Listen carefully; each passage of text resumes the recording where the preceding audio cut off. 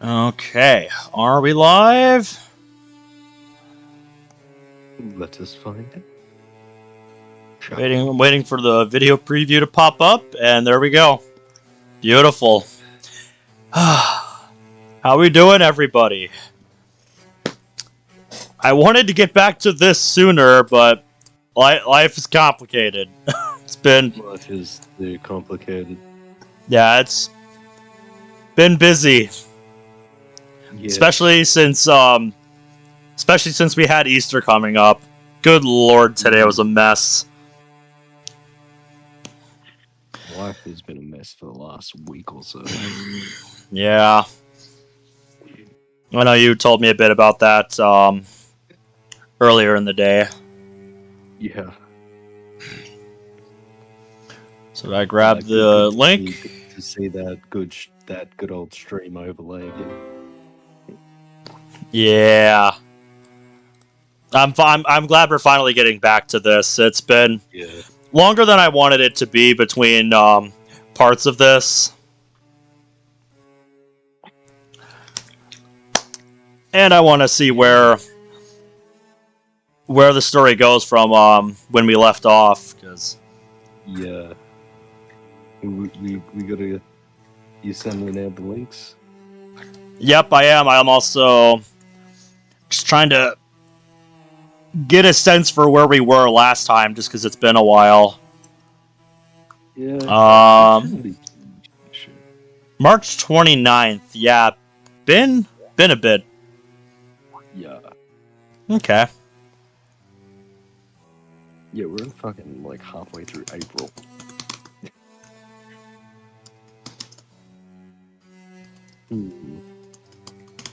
Well, it's good to at least get back into this. This is always a good story.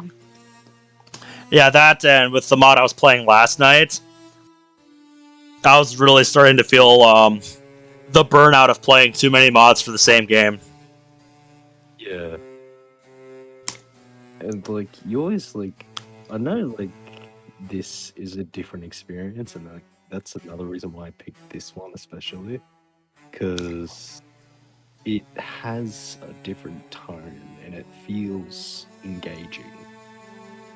Like, it has its moments, but it's not like the same template, like, canvas that you see over and over again. Yeah, and with the mod that we were playing last night, it was one that just feels like it was released too early, because it didn't feel like they had a whole lot to show, and a lot of what they did have was just the Act 1 of the game verbatim with very minimal changes made. And the stuff that was different, like, it all came more towards the start. And after that, it feels like they just had vanilla Act 1 with a few different things you could do just as padding for the demo, which, it wasn't good. With that thing that I told you about, like, I helped write a majority of that, or at least half majority of it and that was about 2 years ago. And, like, me looking at that original document now, I can see how many flaws are in it. So, like, I pointed out just overall the involvement, like, it's a Yuri mod. So, yep. Like, of course, Natsuki's involvement, especially in the first half of this, that plan is like non-existent. So that was one of my changes. How Monica was portrayed within the story was kind of like a bit negative. Yep. Bitchy for the purpose of just being a bitchy character. So that's something I want to change. And I think because the original plan, the mod tried very hard to be a Yuri mod. And that just degraded the other character development. Yeah. That's always a problem I have with any story when they're, basically degrading and deconstructing other characters just to prop up another one. Like, that's just not how you write it. That's just not how you write a story, man. Yeah, Well, that's why I'm making sure that the story is not 100% Yuri mod. It's like kind of like 55%, and like the other parts are still. It's a story about character relations, including MC and Yuri. So it's about the connection between everyone. Yeah.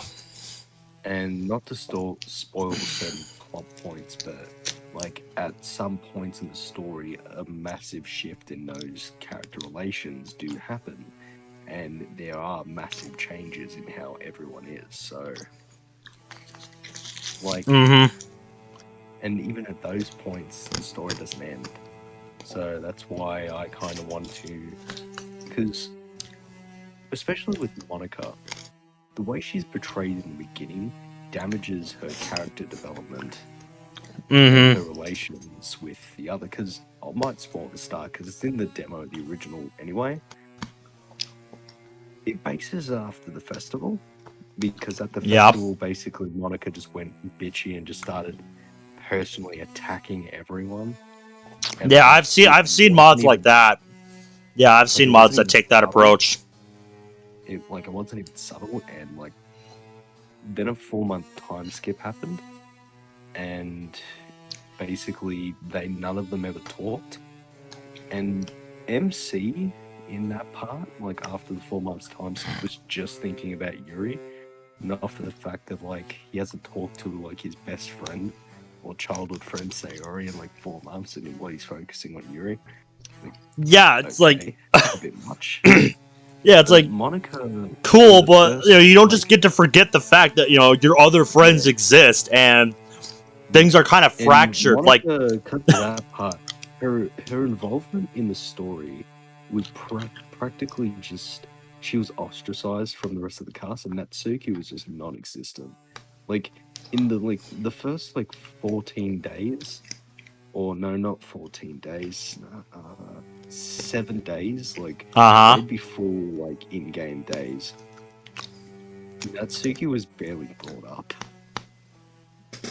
So I think regarding changes to the newer version that I'm making, the first half needs the most work, because the second half, where I came in, there was a lot more detail.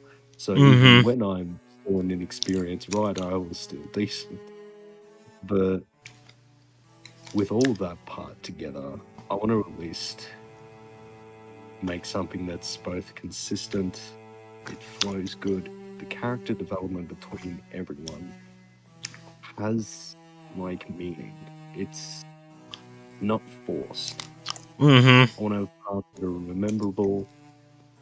I don't want it to just be filler to get to a climactic point. I can always explain more parts, but not at the moment. Not live on stream. Anyway, we have to get back to this wholesome thing. Hello, everyone. Yes. Zach, it seems that he's there. Yeah, Zach says he's helping a friend going through something I don't really want to mention, because yeah, that just sucks. I've got a coworker that has similar issues. Those issues too well. And yeah, not fun. Very, very tricky. Sometimes it's better to get involved, and sometimes you can't. Yeah. It's very tricky. You don't know what to do. Yep. Also, Ascending, Wolf Shadow Slayer, Ruff, and Pigstep. Good to see y'all. How y'all doing tonight? So we're getting back into Devil on G-String tonight. It's been a bit since we played this last. Man, that kind of seems to be a pattern. Like, it's every 2 weeks that we seem to get around to this. Ben, brr. What's going on, chat? What's going on?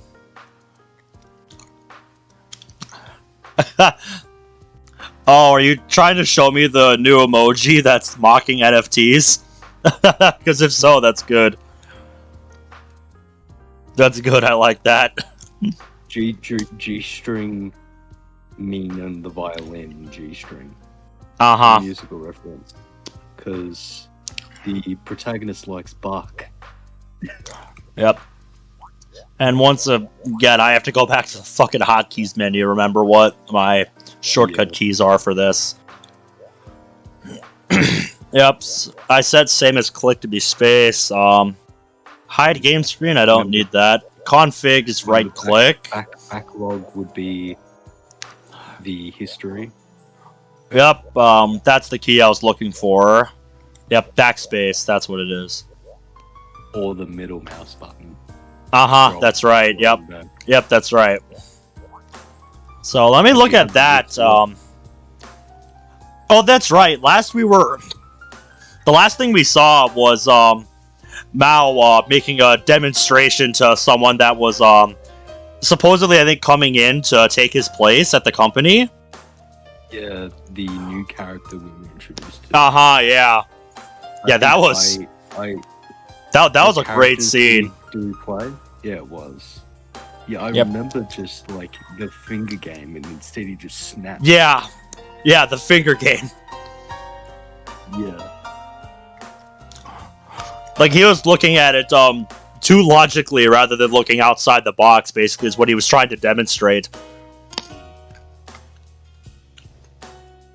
Yeah, you should have broken my thumb with your first move. Yeah. Just the complete and utter indifference he has to doing that is just like, my god. Yeah, he is a fucking ruthless man. Yeah, and this isn't even the protagonist. No, this is, I think, this is the Mao character that the game talks about. Yeah, especially in the beginning. The guy who's only known as Mao, which is devil in another language. Japanese. I thought it was Japanese, but I didn't want to say that just because I wasn't sure. I don't want to beat someone up right now just to release my anger. Oh, trust me, I know all about that. That's what I have shooter games for.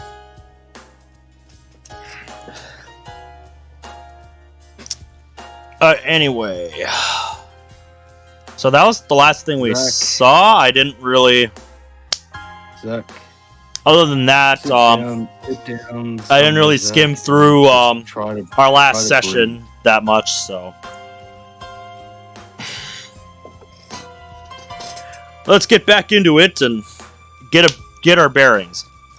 But you aren't in a crime-filled town now, are you? No, I'm not, but I wish I could say the same for our characters here. Anyway, what list of characters do we play? You wrote it down. Yep, I have it written down in a document called Who Does What. I have the main character, I just called him our boy, because that's what I always call the main character. And then I have Miwa, Kanon, and Shiratori. And then you have Aichi. You are fucking amazing with that character. Usami, Gonzo, our father, and then Mao, devil. Yeah, okay.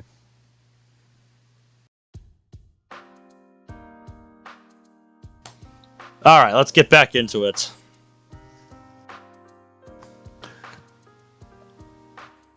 I think we're still on that scene. We're just at kind of a break in the action for it. Yeah. It's on a black screen. Yeah. It's not easy to get away from a clinical psychology counselor once one gets a hold of you. Truth be told, you can't find a person in this world without a single psychological problem. And if you ask me, doctors are labeling mere discontent as a serious disease. That is something I have thought about before with Monica here in the corner.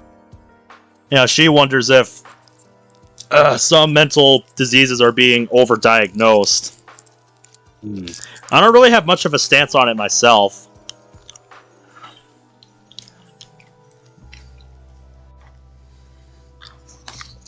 The good news is that I haven't reached the point where I need to be sent to a hospital yet. Still, a 5,000 yen per hour therapy fee is simply too much of a waste in my eyes. They make money by preaching bullshit about something you could have figured out from reading a book. Wow. Shots fired. Yeah. What a magical, lucrative business.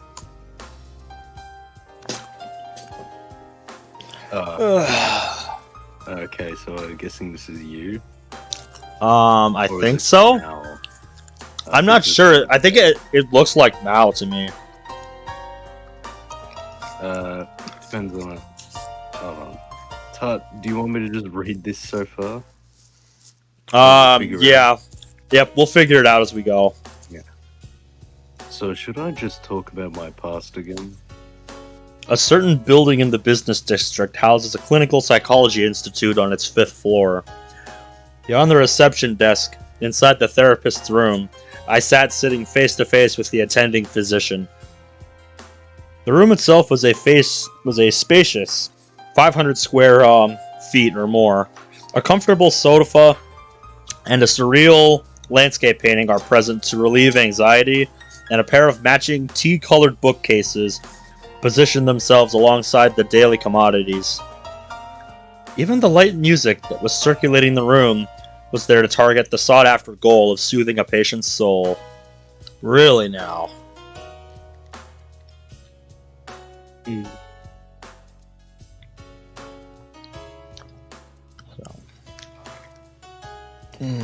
This would be the 10th time, right? Dr. Akimoto's tone was steady.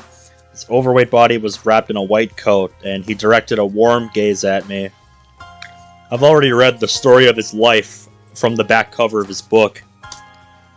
His picture gave off the impression of your everyday chubby man, like that of a pig. But he's quite a distinguished man. He studied in the States, acted as a special lecturer at a certain university in Tokyo, and had been a psychological counselor in the hospital of said university. So someone that seems quite studious in their field.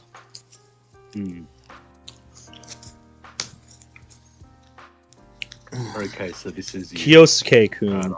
It's time you told me the truth. Okay. Alright, so this is you. Alright I'll then. switch to this counselor then. Alright, yep, we'll switch roles. Yep. It always takes him a while to get to the point, but I've already gotten so used to it that I've come to find it almost endearing. In a year since we first met, to tell you the truth, I didn't really believe the things you told me back then. Really? Now, what was it you said back then? One could say his job entails getting his patients to repeat what he already knows over and over for themselves. Seems like I have different values than the average teenager in this society. Everyone always says to trust others, respect your superiors, help your friends, and honor your parents. But that's not the way that my mind works. I believe that people's hearts can be bought with money, that everyone only thinks of themselves, and that people act in order to further propagate what benefits them most. Dr. Akimoto shook his blubbery head. As human beings, everyone has both a good side and a bad side. Children will see strays as pitiful and try to take care of them, but on the flip side, they'll also do things like shove firecrackers down a frog's throat. I'm not sure that exact comparison works, mate. As the person okay. grows, they will learn to adjust their emotions and suppress evil thoughts with reason. For instance, have you ever wanted to hit someone? Oh, I sure did today, mate. I sure did today. Those fucking kids that assaulted one of our customers today. If I had seen them, I would have joined the chase after them.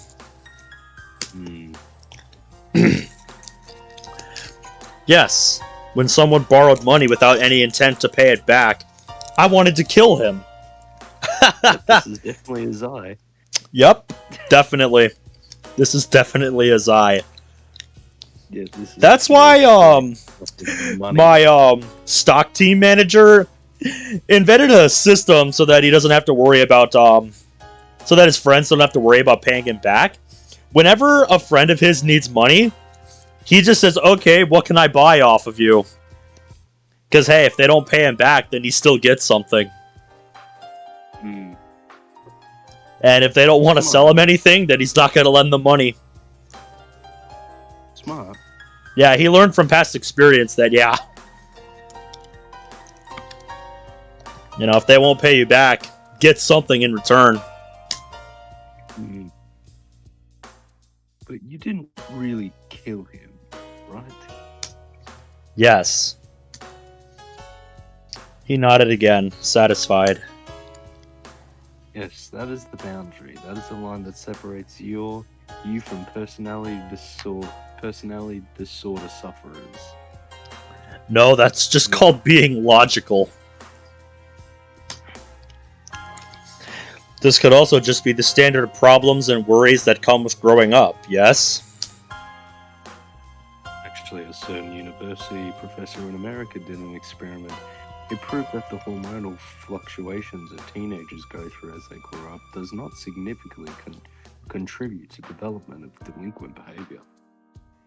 Really now? Really? There we go. What are you doing? Oh, I was gonna turn the BGM down a bit. Oh, good. Put it at 55. Just seemed a bit loud to me. Yeah, oh, good. Yeah, I don't know if it was that loud to you guys, but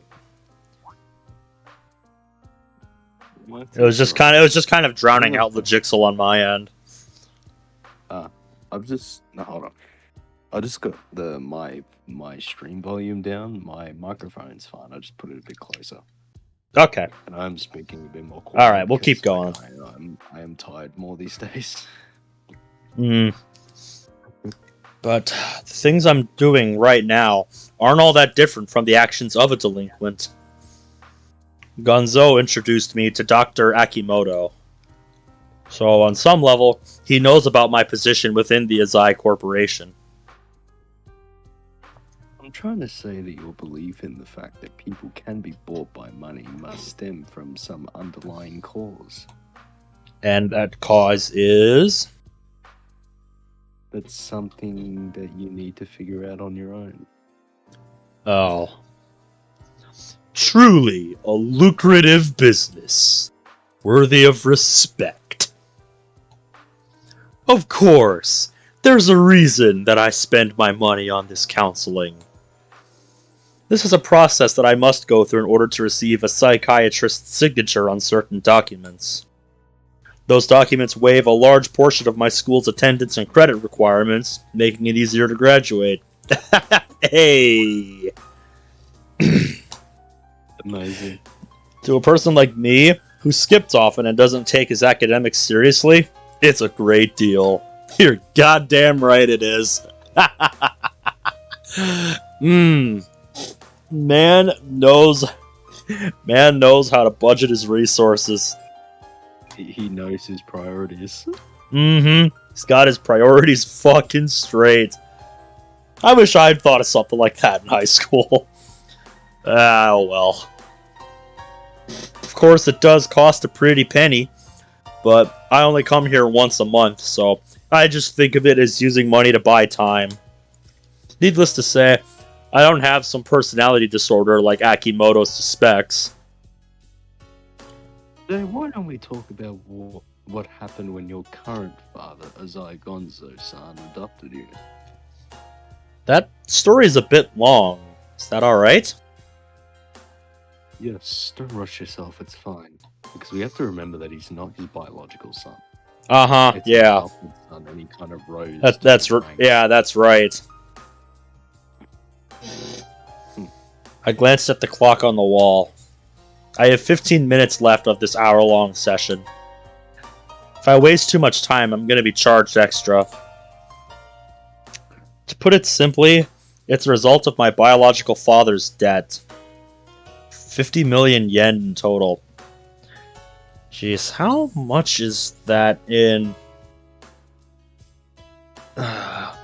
USD? Let me quickly check. Yeah, I'm pulling up a If Google tab someone- here. Alright, I'll leave you to it. You'll be faster. I'm pretty sure 50 million yen is a lot of money. Yeah, I'm just gonna round it up to $400,000 because it's Fucking 395,403. yeah, that's almost the fucking cost of a house. Yeah, an expensive house. Yeah. Damn. Most of it was from bank and NBFC loans. The real problem started when he borrowed dirty money from Gonzo's organization. Yeah, NBFC. I'm gonna note that down. What's that? I don't know if that's some organization in-game. Might be like credit unions to like bigger Could be. banks in Japan. Because you have to consider that this is It's an acronym for non-banking financial company. yeah, fair enough. Okay.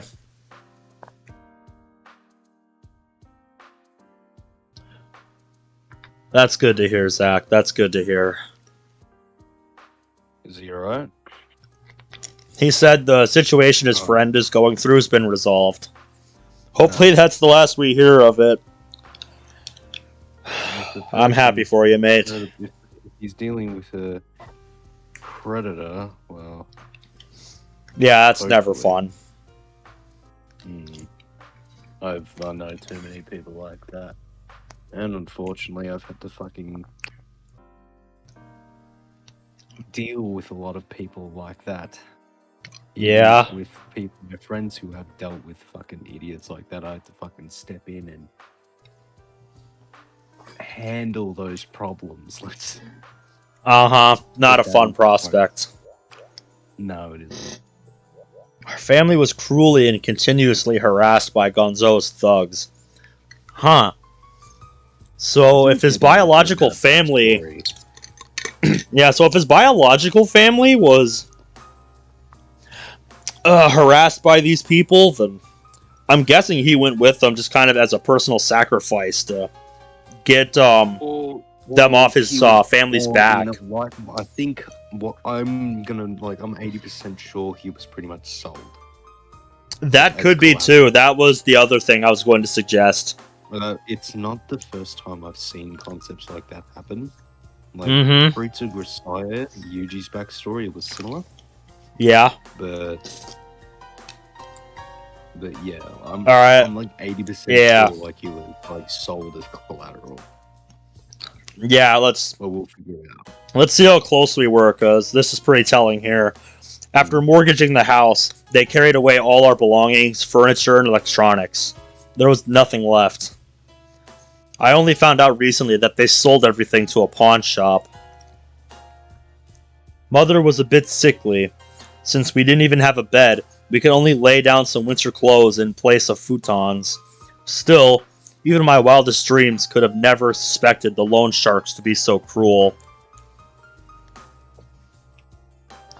Yes, according to newly passed laws, the police can intervene on behalf of citizens when they come into conflict with the underground societies.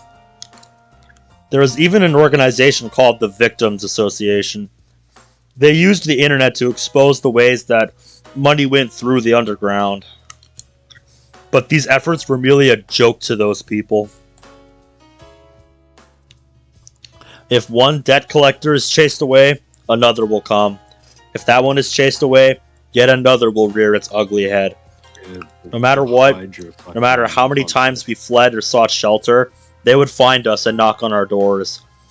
So, yeah, these people are fucking ruthless when it comes to getting their money. Yeah.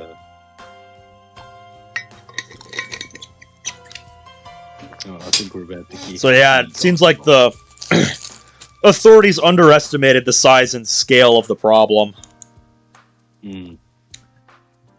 Ascending says it sounds like the ITS.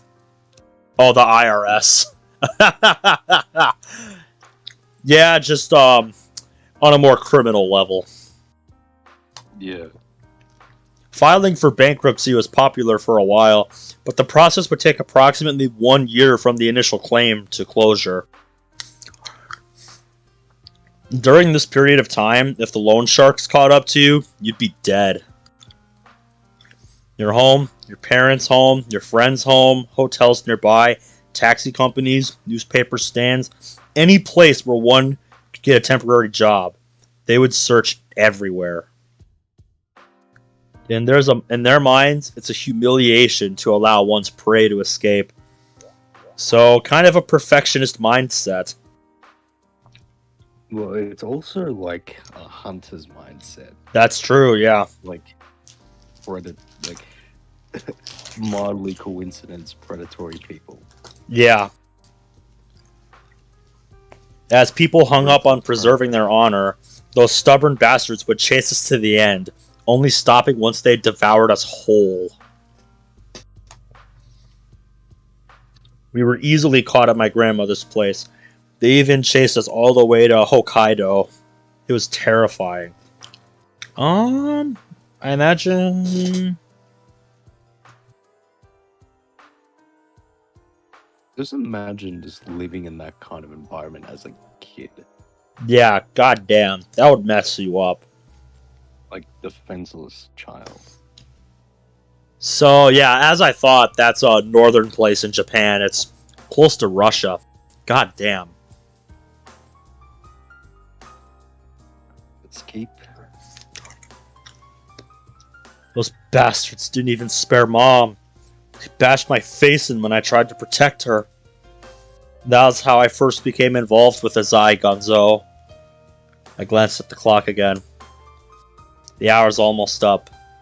I need to stop by the school. Better wrap this up fast. So that's how it is. I understand. Yeah, goddamn, what a way to end up in a situation like this. Really? Well then. Are you finished? Yes, there's something I need to do after this. I understand, however, as I can. Dr. Akimoto lowered the meek corners of his eyes. What you've told me still doesn't show me what kind of person you are. For instance, an actual next question would be, why would Azai Gonzo-san adopt the son of one of his debtors? I'm sorry, sir, but the time. Oh, that's alright. It's just for a little while. I know you're meticulous about the time. You're worried about the fee, right? He's definitely worthy of being someone whose business is people. He saw through me right away. Then I'll continue for a little longer. Thank you.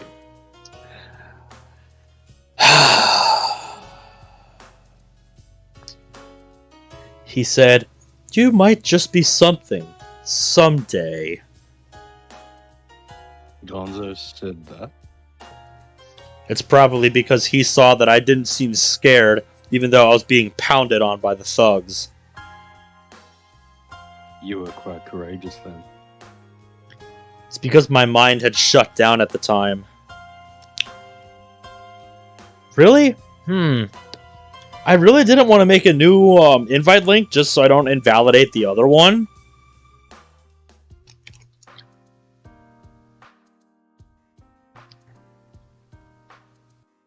What is he talking about? Oh, Joe Mama in chat, for some reason, the invite link to the server just is not working for him. Did you send it right? Yeah, I sent him the exact one that I use on all of my videos. I don't know why it isn't working.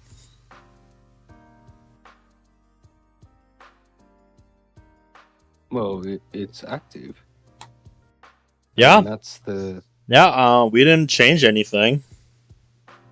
No, I made sure to always have the same link and it's worked for everyone else. I'm not sure what's not working for you. Actually, there might be one reason. Why's that?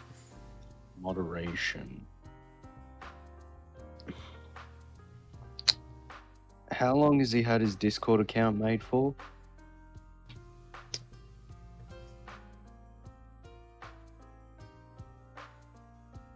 Because if it's under 5 minutes, then it won't let him in.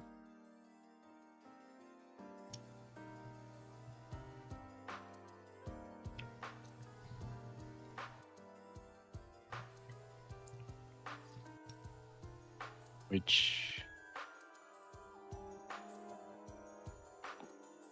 Hold on.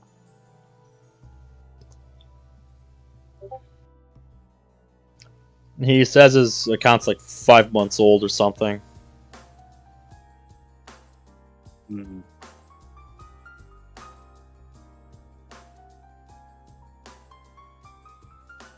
Hi, Brad.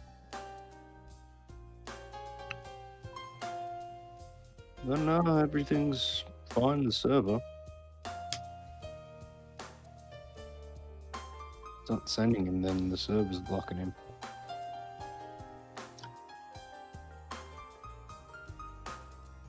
Okay, that still works. Or they do not have a verified email on their Discord account. Yeah, it could be that. I'm guessing that's something else you have set up. Yeah, like, well, I just have it on medium moderation.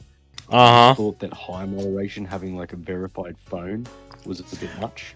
Yeah, that is a bit much, because I will not link my phone to Discord. That just seems excessive to me. You might have to at least have a verified email. And yeah, so if you don't have that, I would advise setting that up and see if it works then. Anyway. Well, that invite will wear off soon. In 6 hours by the looks of it. Anyway.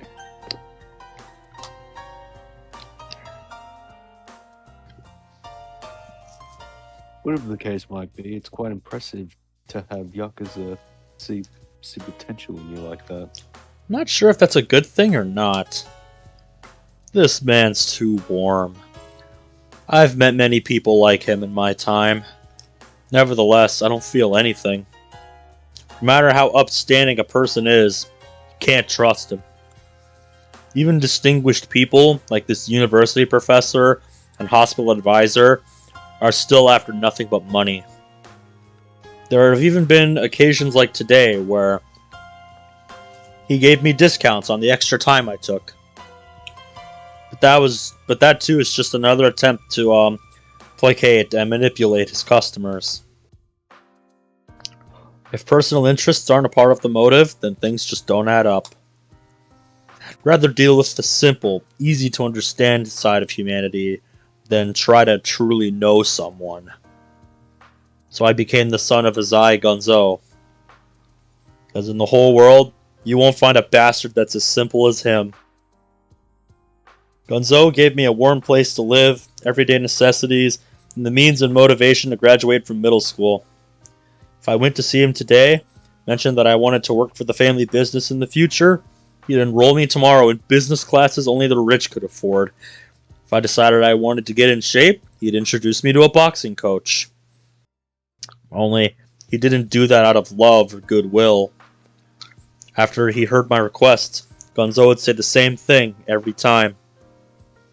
Listen, Kyosuke, the reason that I gave you these things and money is to put you under my control. Dr. Akimoto's expression became grave for an instant. Yeah, as I would expect from him. If you ever get the idea in your head to off me in my sleep, I'll have raised you in such a way to make you hesitate to go through with it, even for but a second. I've heard rumors that he is truly a fearsome father. Isn't it great how simple and easy he is to understand? He had no answer to my inquiry. Well, that's pretty much it for time. Oh, one last thing. What is it? Do your friends ever mention that you're forgetful? Don't remind me. I sometimes forget about promises that I make. Poor Cannon. Yes. I can see why you wanted me to play this. Yeah.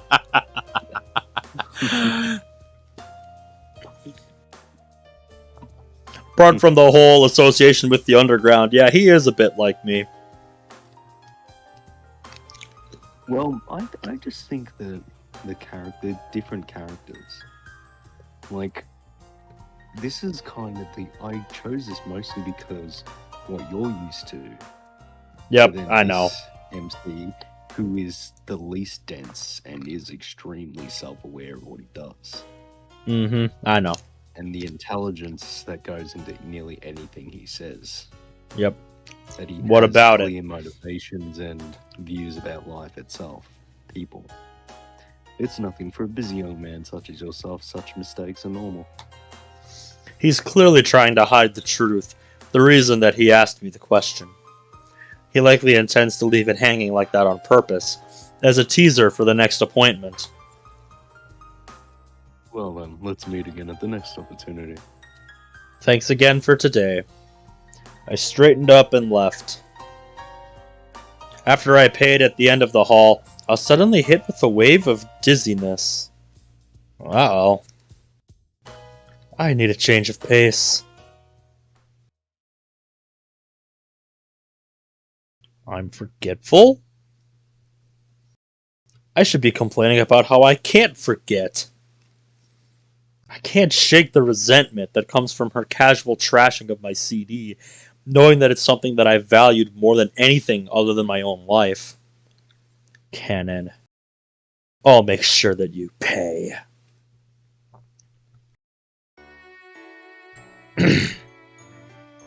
Alright. I think this was you. Yep. Of course. Isan! Listen! Listen! When I arrived at school, it was already lunch break. Cannon was grumbling with a frown. Aww, what's got you upset? I can't play volleyball. Oh, yes! Oh, the fucking volleyball scheme. I remember this. I'm pretty sure the black-haired one actually knows, like, deduced who did it. I think she's about to. Well, let's see. Looks like the plan is progressing without a hitch. What? What happened? I desperately fought back my laughter as I listened to her complain. The key to the gym storage room disappeared for some reason. Jeez, where did it go? The keys are already in the school's mailbox. Really? That's too bad. Ichi's eyes were sparkling with evil. Oh, I love it. This is good. We ended up running a marathon instead. Running a marathon in this cold weather makes me want to transfer again. Really? God damn. What a fucking choice you got there. We can't play volleyball. Go run 26.2 miles. Yep. Wow. Man, what? Well, I would give the get out of gym class that day. Holy shit. I can't fucking run marathons, like... I I don't think I could run one. Not in a day, anyway. I have Fuck off. I physically can't. And I'm definitely not as fit as I used to be. I'm far stronger, yes, because of my work, but like I cannot run down the street without like fucking. Oh yeah, I'm the same way. Like, you know, I can, you know, work for 8 hours a day with all the shit that I have to lift and move without getting too tired. But the second you make me run, yeah, I'm gonna be winded before long. That's weird enough. Like I can fucking ride a bike to like fucking the edge of town and still be fine, but like just running. Uh-huh. Yeah, just don't make me run. Yeah. Oh, what? Were you looking forward to it too? No, I'm not good at sports, especially not ball-related games like volleyball. I much prefer badminton, honestly, to volleyball. I wasn't bad at badminton. It's got nothing to do with ball games. You're just bad at anything team-oriented, aren't you? Don't remind me. Oh no, not at all. I like her face. Mm-hmm. Yeah. She desperately lacks self-awareness. But, Canon-chan, the game is just delayed. That's all. I like Cannon's damn. Yep, I love that dizzy. I love that fucking dizzy face. Like angry dizzy. Yep. No. Mm-hmm. I love that. Non-chan has to join a group training session for 3 days next week. I won't be here. Too bad. Too bad, too bad. Aichi and I exchanged glances as we tasted the sweet nectar of victory. Still, I wonder who hid the key. Shock stole my words as Yusumi opened her mouth to speak. Maybe you shouldn't have said that. What do you mean? Oh no. Yet Aichi still had that stupid grin on his face. You fucking idiot. I'm just wondering what kind of person stole that key. You got too greedy, mate. You should have just left it at that. That music just like... Yep, that music says it all. Yeah. No one said the key was stolen. Right?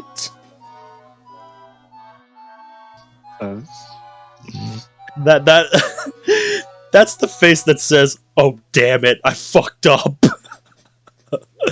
I just fucked everything up. This is bad." Why did you think it was stolen? It's nothing, just a hunch. Something tells me this isn't going to end well for him. What? Yusumi-san? Aichi-kun? Yusumi advanced towards Aichi. Ekachi-san.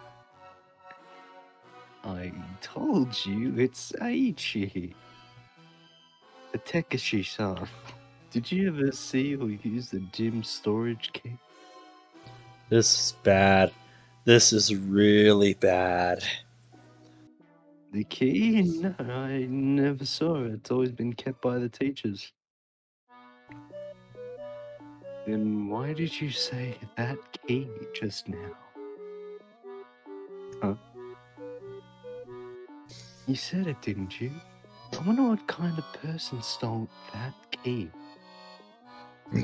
Normally, one would say the key, wouldn't you agree? Why would anyone use that if they'd never seen it? Come on now, you're really nitpicking over that. Trying to pass it off as unimportant. Is Ai-chan the thief? Cannon raised her hand. Wait, it wasn't me. Cannon-chan, calm down. No, you don't just say that to Cannon-chan. Hold it right there. Whoa! Aichi bolted, leaving Cannon to chase after him. God damn it. Hello. Yusumi suddenly turned towards me.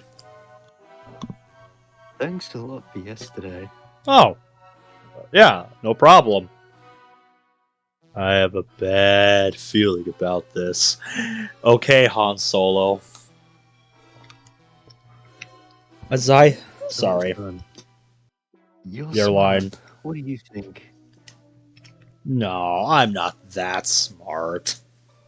Could it be that she suspects me? Damn. The biggest advantage to this plan was the single fact that we wouldn't naturally be suspected or become suspects. Yep, then he went and made you guys suspects. Open his fucking big mouth. Mm-hmm. Never has the phrase, me and my big mouth, been so relevant. Yeah. But that idiot just had to go and poke a hole through the armor. If the truth was never to be revealed, the punishment would be quite harsh, correct? Yeah, if it really was him, he'd be suspended. Absolutely, after all, it wasn't just our class, the entire school was unable to use the storage room. You probably didn't think about that too much. However, while a Tekachi-san has an evil heart, a chicken is still a chicken. He's just a slime. I knew it. She's suspecting me. If we're found to be responsible, we'll be suspended. Like how she just knows instantly who he is. Like, he's a chicken. He's a slime. Mm-hmm. Aichi is just a small-time troublemaker. He wouldn't take this kind of risk. What? Are you trying to say that I'm his accomplice? I don't like that face. Oh no! The corner of Usami's mouth curved upwards. Zai-san also happens to have a motive. Oh? And what is this so-called motive? Your CD was scratched, correct? An eye for an eye. Wouldn't it be delightful if the volleyball tournament that she was so looking forward to was cancelled? She saw right through my plot. Wait, I'm a chicken as well. You are? If I wanted to get back at her, I would. But why would I do something on this scale and disrupt the entire school like a terrorist? If you want to hide a tree, hide it in a forest. Or as the old saying goes, if you want to hide a penguin, hide it in a group of penguins. I don't think I've ever heard that old saying. Hiding in plain sight. Mm-hmm. The old saying of what planet? I'm glad it's not just me that's confused by that.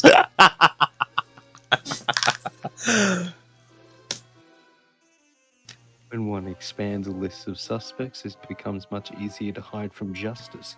Don't you think it's a very proficient way to go about things? Look, I really wasn't involved. Come on, disrupting the entire school for the day to satisfy a personal grudge is way too much for me. But it's not too much for God. Right? The day? God damn it. Why did you say the day? Is the kid gonna hop on out all by itself tomorrow morning? And you sounded so sure. Why do you think that the key is gonna be found within the day? No. Wait. I can still get away with this. School can't screw up Phi Ed 2 days in a row. The teachers will think of something. Besides, I never said that the key would be found today. Just that PE has been disrupted for the day. Doesn't that make don't make that kind of misleading statement. That might be the case. You get it? I understand, but I still can't accept it. We stared at each other for a while. No need to panic. She has no proof. Mm-hmm. Why the battle of wits here? Indeed. Like, Keys will be found soon, and all this commotion will die down soon enough. As long as there's no proof that Aichi was in the faculty office at 9 p.m. last night, this affair will be buried in the darkness. Lunch break is going to be over soon. Yeah, and it's really cold, too. We should get back to the classroom.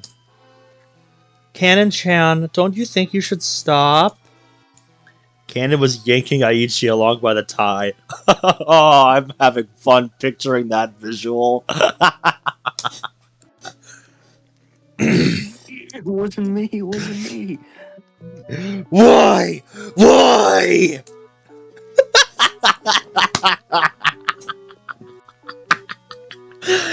Yusami-san, a Zaikun, wouldn't cause trouble for everyone, right? I wanted to say what's right is right and what's wrong is wrong. But we're all friends. It's not good to suspect your friends. No, but sometimes. Cannon Chan casually kicking the shit out of Yeah, in the corner. yeah. God, I so want the camera to pan over to that. Just be like, yeah, that's happening. When a friend does wrong, not saying it, saying they're wrong is evil. She's got a steady head on her shoulders. Yet something in my gut, the very bottom of my heart, can't help but feel repulsed. Just who the hell is this girl? Anyway, Subaki, didn't I tell you to call me Hero? And she gets so pissed about the weirdest things. Sorry, Yusami-san. What the hell did I just say? What? And so lunch break ended. Well then. 5th period math class. That was something, alright. As the end of class drew near, everyone began to grow excited. Oh yeah, this is when I would be popping in my earbuds, packing up my stuff, and getting ready to just make a run for it. After all, Mr. Passion for Education math teacher had yesterday's tests graded and ready to hand back. Yahoo! I didn't bomb it! Yeah! Yay, I didn't fail. That was me in my senior year of, I don't know, wait, it wasn't my senior year that I had physics. That was actually early on in my high school career. Good God, I think I was given physics class too early. Because I just barely got by that class, I'll be frank. You get those people that are excited to do so well, and then like you get people like this that just, yay, I don't suck. Yeah, that was me in physics in high school, because that was one of my weakest subjects by far. I was just happy after the final that I did well enough to still get a passing grade. Just, never again. I never want to do physics again in my life. Cannon let out a bright cheer as if the volleyball event had never happened. Azai-kun, how'd you do? Not so bad. I got an 80. Hey, solid B-. I got a 100. Despite the fact that no one asked her, Yusami started yapping. Also, welcome to the stream, Mike. How we doing tonight? Wow, that's amazing! And this is her first test in this school, too! Were your other school's classes further along? Her cheeks were red for some reason. What's wrong? Why are you quiet all of a sudden? Also, glad to hear you're doing well, Mike. Whoop.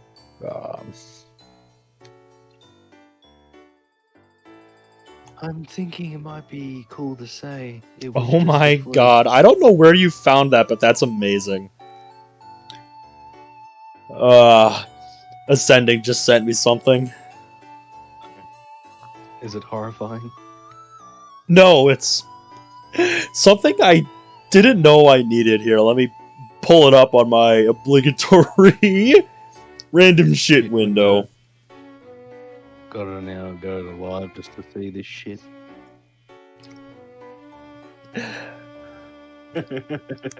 Fucking Monica as Deadpool. I didn't know I needed that in my life, but now I have seen it, and I am happy that I have. I'll show you one of the emotes that are on. Actually, one of the emotes on the server. I love how that's what you're concerned with, mate. But I will give it that to you. Yes, they do.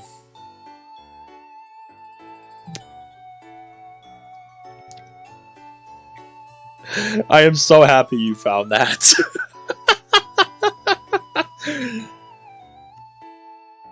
Oh yeah, the thumbnail image on Zach's video.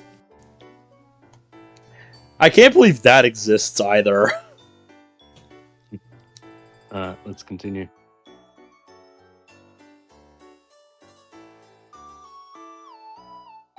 Yep, your line.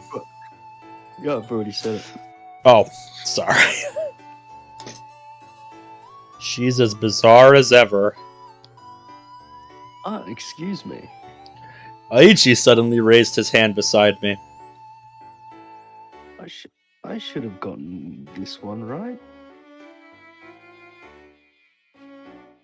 6 hours until Ducky invasion? What is that? I know nothing about that, bruh.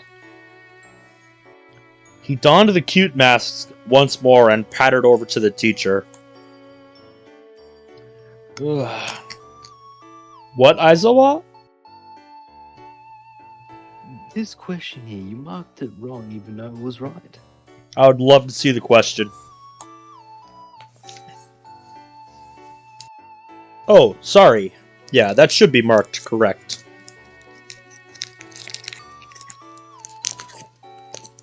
Ooh, I passed by the skin of my teeth.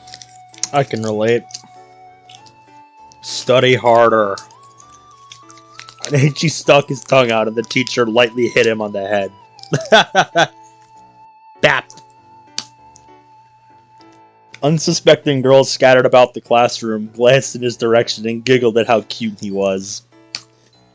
The math teacher finished up and left the room. Ai-chan, you didn't cheat, did you? What? Don't be ridiculous. No way, come on. Really? You didn't change a 1 into a 4 or a 3 into an 8. Alan-chan, don't you think it's about time you trusted me already? I would love to know what kind of math they're doing. Hey, Aichi, let me see that.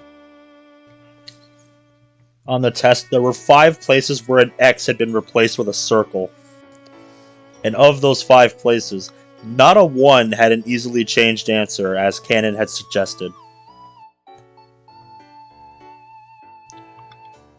As I saw, it seems that the key has been found. Don't start pulling conversations out of the aether. Thus, naturally, I will go to the faculty office to get more information. And what's so natural about that? Yusumi disappeared from the classroom at blinding speed, like a cheetah. I love that fucking face.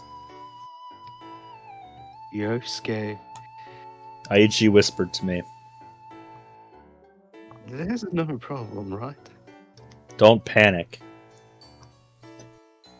But that meddling Yusumi seems to be suspecting us. As long as you don't start gabbing again, there'll be no problems. If she finds out, we'll be suspended.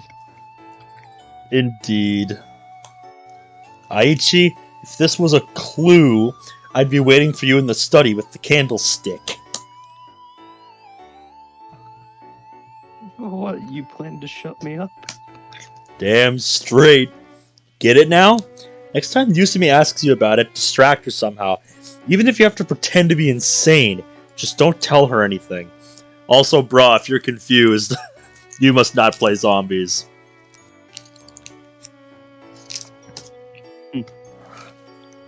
I get it, I'll pretend I have a stomachache. There you go. That's And still be suspicious, but we're already suspicious enough, so yeah, fuck it, it'll do. Yusumi. Damn that woman. Want to reveal my plan? Let's just see you try.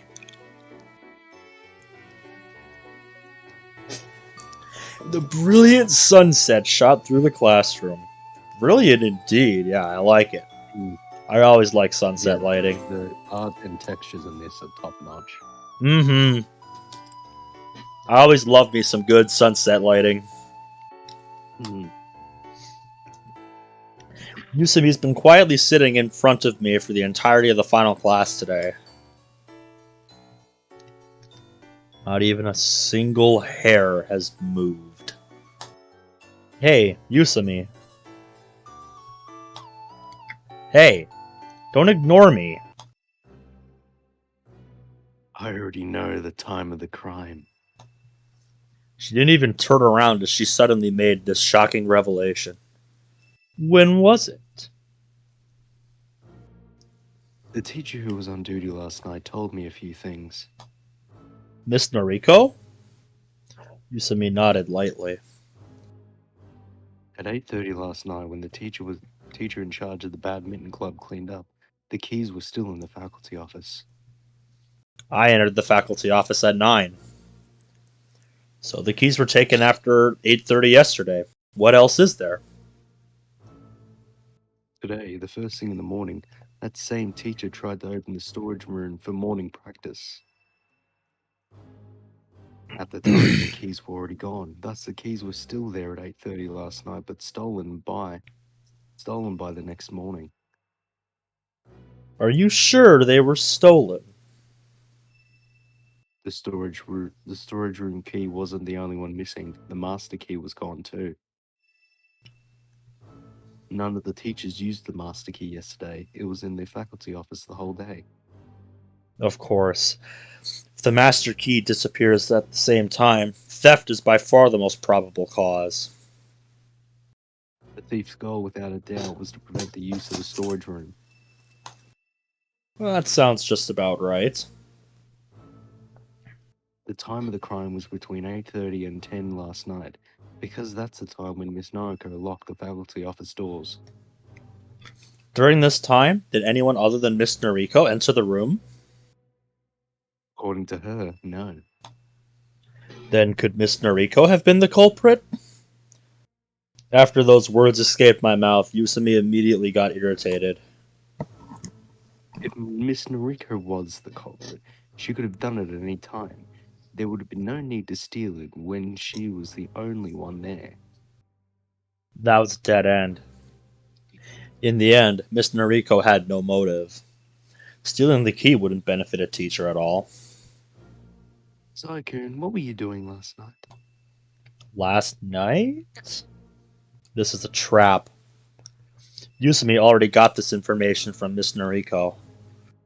She probably mentioned last night to her during their little interview. If I throw out a clumsy lie, she'll break through it. Actually, I talked to Miss Noriko about Aichi last night. So I hear. What time was it? Just past 9.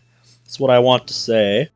But it'd be unnatural for me to know the specific time when I don't wear a watch. I don't know, 8-ish? Wasn't it just past 9? Don't ask me if you already know. Why did you pick that time? If you wanted to talk to her, couldn't you have gone earlier? I knew it. She thinks I'm suspicious. Zayakun, aren't you known for going straight home after school? It was Aichi's private matter. I didn't want anyone else besides Miss Noriko to see or hear it. Wouldn't 6 or 7 have worked just as well? There's no one left in the classrooms during that time, isn't that correct? There are no students in the class, but there would still be other teachers in the faculty office. At that, Yusumi grew quiet.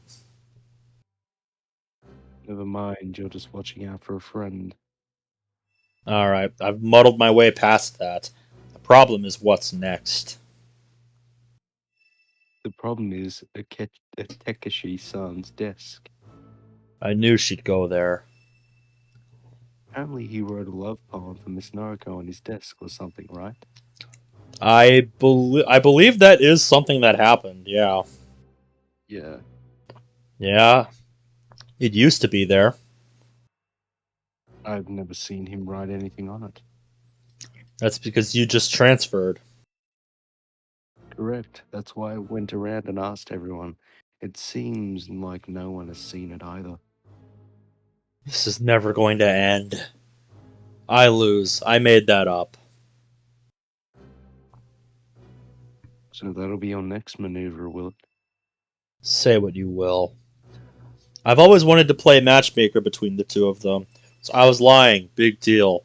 Just wanted to let Miss Noriko know about Aichi's feelings. That doesn't seem like something you'd do. Why not? If that was really your goal, Zykoon, you'd have done better than that. Isn't that right? The desk wouldn't have been blank. Everything would have been perfectly prepared. That is true. You're overestimating me. I can't believe she's going this far. Oh well. Even though I made a few mistakes, they weren't deadly ones. At any rate, this is what I think. Yusami turned around. You led the teacher into the classroom. During that time, a Takeshi-san snuck into the faculty office and took the keys. She's hit the nail on the head. Quite a situation you've put me in. I flashed her a casual smile. If you've got it worked out so well, then I'm sure you have some evidence, right? Yusami is silent. Hey, what is it? Is the logic game over already? I like. Did you notice that subtle detail in his dialogue? Uh-huh. The mask came off. Mm-hmm. So he basically was genuinely like teasing her. Yep. Like, basically, sure, I did it. Where's your proof? Yeah, it was basically just that smile, like, catch me if you can. Yep, pretty much. Oh, you just finished binging Sonic X, Zach? Nice. I still need to finish watching the rest of the Japanese dub for that show. Is it any good or no? I think it's a lot better than the English dub, I'll be frank. It depends on who dubbed it. Like, is it dubbed by the normal Sonic cast or like just random anime? The English dub was done, I think, by 4Kids, and they're not known for having the best dubs. Fair enough. What are they the same ones that are dubbed Bakugan? I think so? Because I remember watching that growing up. God, that takes me back. Holy shit, if I ever get my Wii capture working, I'm gonna have to play that fucking Wii Bakugan game on stream. Because that was my fucking childhood. Oh my god, yes. Dude, Leonidas? Dude, you fucking played it! Yeah. Oh my god, I've never met anybody else who has played that fucking game. Holy shit, I need to have you on for that if I ever get my... Do you want to know... God, dude, I need to go up to that fucking game shop and get my hands on a copy of that, because I know they have one. Do you know the shaking scene? Uh-huh. I got the game because that actually gave my older brother an epileptic seizure. Wow, really? Yeah, it does. God damn. He had epilepsy because he developed it in a motorcycle accident. Oh, wow.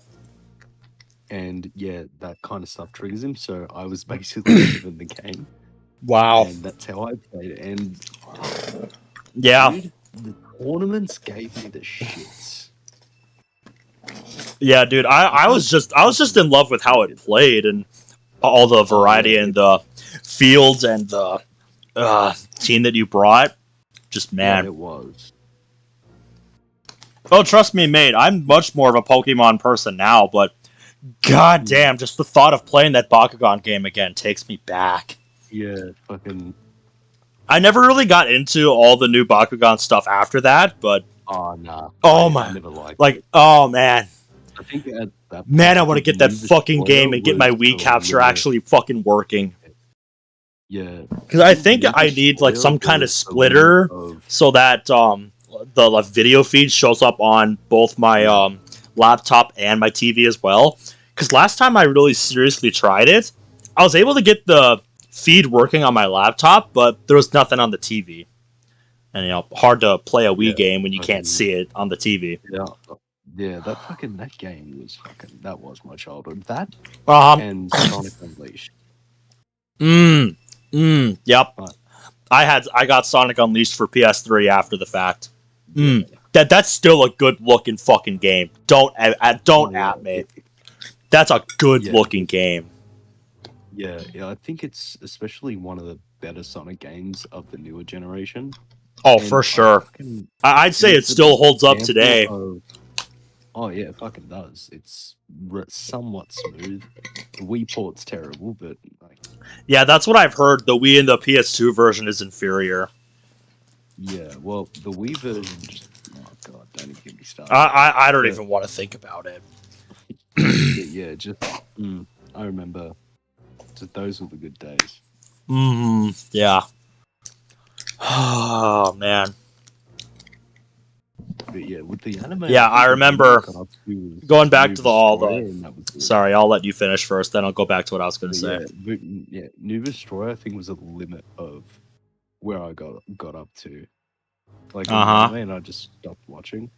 The Bakugan anime, you mean?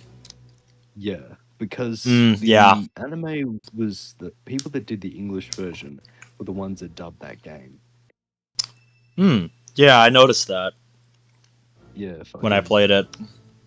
Yeah, it had a lot of the same voices. Right. Yeah, then I just saw Masquerade like fucking in one of the tournaments, and I was like, "Fucking Alice, what are you doing?" He's sitting here in the store, just like I know what you did. Good old Bakugan War, fucking. That was the shit growing up. Fucking. That game had some good fucking music too. Yeah, the anime like kind of failed in Japan, was somewhat successful in the US, but the thing that made it so good and made it so much money was the merchandise. Oh yeah, I still have it to this day. All the stuff that I bought back in the day, I still have it. I got like a whole fucking case with all the different ones that I got, all the cards that I have. I still have all that. Do you have most of the Dragonoids? I didn't quite go that far to like try to get every one that I could. Basically, just like whenever we went to the Target or whatever, just any kind of place that had them, I would usually try to get one. Yeah, fucking. It's difficult to really pick. I don't think like half of anyone that got Bakugan ever knew the rules and how to play the game. Oh no, fuck no, I didn't really. Yeah, kind of like people who play the Pokemon trading card game for fun don't know how to fucking play. They just do whatever. Yeah, well, half the time, fucking the people that like played fucking Bakugan couldn't fucking multiply 3-digit numbers, and that's what the fucking game pretty much was. Yeah, that is kind of a problem. You have the highest G point. That's why they started introducing the small calculators. Yeah, because you kind of needed to the shit off the gate cards, then the ability cards. Like fucking, you basically fucking multiply or adding 3-digit numbers. Yeah, yeah. Like, you don't have a fucking note, and I think that's where it failed its most. But I don't think it really mattered because no one really played the game anyway. Yeah. It was really just about collecting the merch, dude. Yeah. That and I really like how the game played out, like on the Wii game. That I had a lot of fun with that. Oh yeah, that was good. But the Wii game. I had a lot of fun team building for that. The Wii game followed the rules of the IRL game more than the actual anime. Because ability cards didn't increase Gs in the anime. It just like was a certain attack, where ability cards in that just increased your G point amount, and that's how the IRL game worked. And let's stop talking about Bakugan, or we'll be fucking here for hours. Yeah, we could do. Yeah, I haven't played the game in years, but yeah. Oh my god. Oh yeah, I had a lot of fun team building in that game. Just making sure I was set for whatever arena I was going into, getting a good deck set up. Man, just I want to play it again now. Yeah, it always depended on what Origin Bakugan you wanted to pick too, depending on how you played. What really sucked for me the first time I played the game is that going into the final battle on the Wii game, I had the attribute that's actually weak in that arena. You know how you play on the darkest arena and that big 1v1? Yeah. I had my Leonidas was Ventus. Oh, so you can imagine how fucking brutal a fight that was. You can imagine how brutal a fucking fight that was. That's going into the fight actively disadvantaged and having to win 3 in a row against him. Oh my god, that was hard. A lot of people who first played it either did Pyrus or Darkus. Yep, not me. I was really in love with Ventus back then. Yeah, fucking. Just hearing those names again just brings joy. Yes. Oh, it does. Let's get back. Yeah, when I go, I don't know if the games shop that I usually go to is open tomorrow since it's Easter, but Friday I'm going there to find that fucking game. You could always order it online. I'm sure it'd be okay. Yeah, when I can't find it there, I'll usually just order it.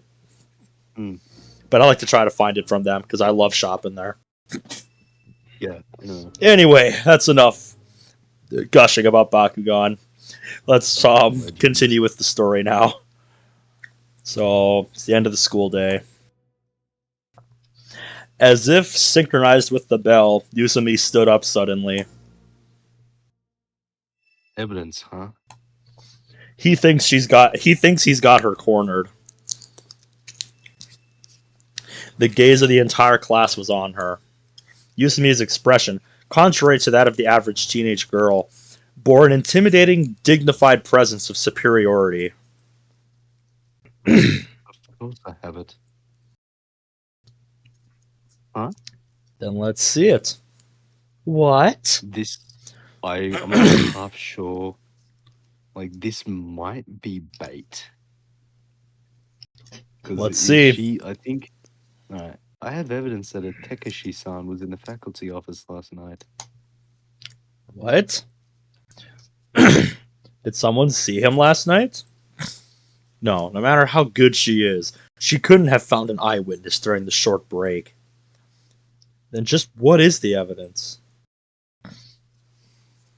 Yeah, a Takeshi-san. I don't know anything. Can I bother you for a sec? My stomach, my appendicitis is acting up again. He's starting the act. Wah! Aichi-kun, are you okay? But Tsubaki was the only one fooled. What? What happened? Oh yeah, that character. Yeah, voicing her or you? I don't know. That's Shiratori, right? Yeah, I didn't think so. In that case, yeah, I have her. Alright. Not only Canon, but even Shiratori is watching us from afar after hearing all this racket. Wow, it really hurts. I can't even talk. And yet you continue to talk. Yusumi ignored Aichi and started to flip through his desk. Hey, what are you? Found it. Yusumi took out a certain object. It was the math test that we just got back. This is my evidence. I looked closely at his answers. And then I felt a chill run down my back. Oh, that idiot. I think... Can you roughly guess what he also did? Oh, with his test? Yeah.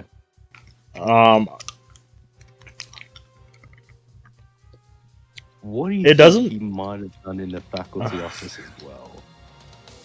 Oh God. That fucking idiot. Oh. Do you realize it too? Because the minute he looked at his answers, that fucking like he knew like what he did. Can't believe this.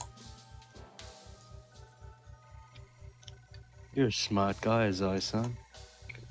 Why didn't I notice it before? Takeshi-san, you actually got this problem wrong, didn't you? What is it? Yusamin, didn't the teacher just make a mistake? No. She said it decisively, without a shadow of a doubt. The answer was wrong. It was just that Takeshi-san changed the answer to the correct one. Did he change the answers after he got it back? You wouldn't do something like that, right, Aichi-kun? I didn't. This time an unexpected voice popped up. He didn't. I was watching. I don't even remember what voice I gave Shiratori. She hasn't had many lines so far. Yeah. I think by memory she had a softer voice, but like, we'll figure it out. Okay. Shiratori turned to look at me as she spoke. Shiratori is on Aichi's right-hand side, 3 seats away from me. Is she implying that her original intent was to watch me? Aizawa-kun didn't do anything that looked suspicious. Nevertheless, Yusami just shook her head. No one said he did it then. Pardon? Then when was it?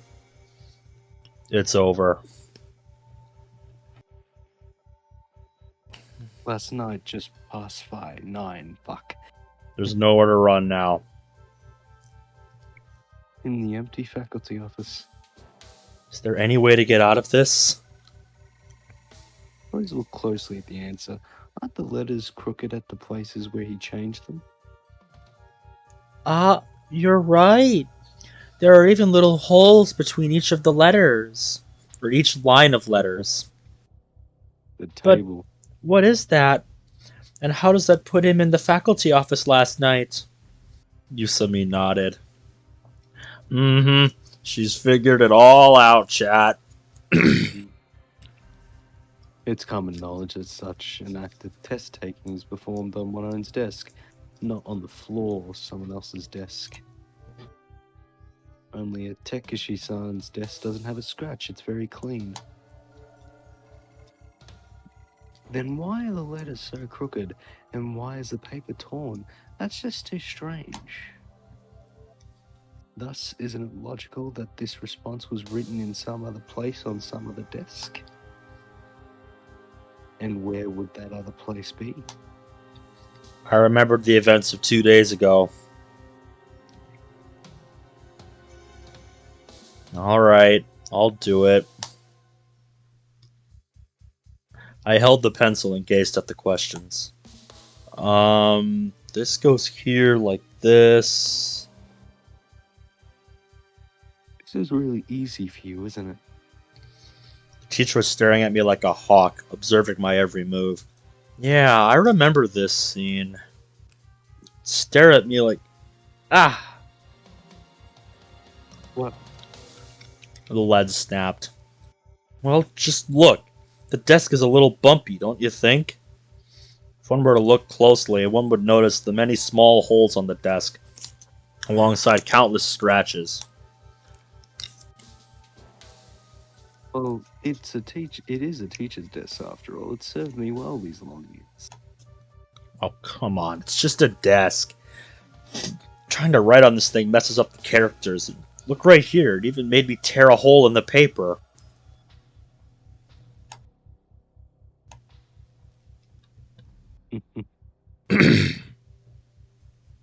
The answer is the maths teacher's desk in the faculty office. Damn, Aichi. That bastard. I told him clearly he wasn't to do anything outside of the plan! It's probably going to be useless, but I should still ask. It didn't have to be last night, though, right? He could have snuck in the day before, or even this morning.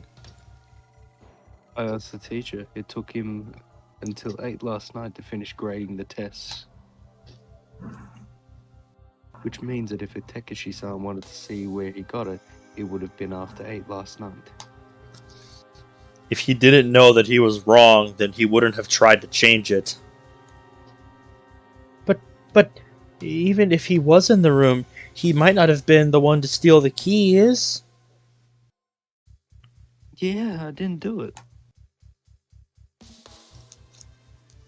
Isn't that a natural assumption that at the time of the crime, you were the only one there? You were the only one that could have stolen it? We're finished.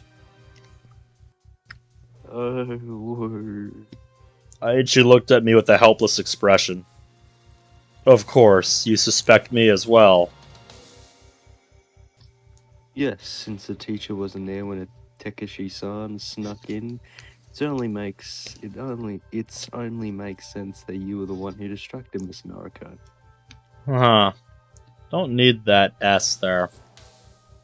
And that's exactly what happened. Jerks, hey. I can factor in your intelligence when I created the plan. I stand defeated.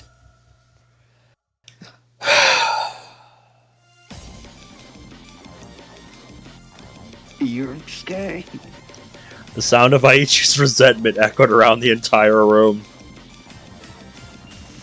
Fuck you, I can't believe that I trusted you so much. Jesus, his face. Shut up, you idiot! It's all your fault anyway. This'll be good. This'll be good. You're not God, you're just a piece of crap. What did you call me? Nissan? Wait, fighting isn't... An unsightly breakup has begun. You're kidding me. Nissan was the bad guy? I'll go get the teacher. Tsubaki ran out, and Cannon's speechless. I'm still fighting with Aichi. Yusami-san, you're really smart. What? Why are you blushing? I was just thinking if I said case closed right now, it'd look cool.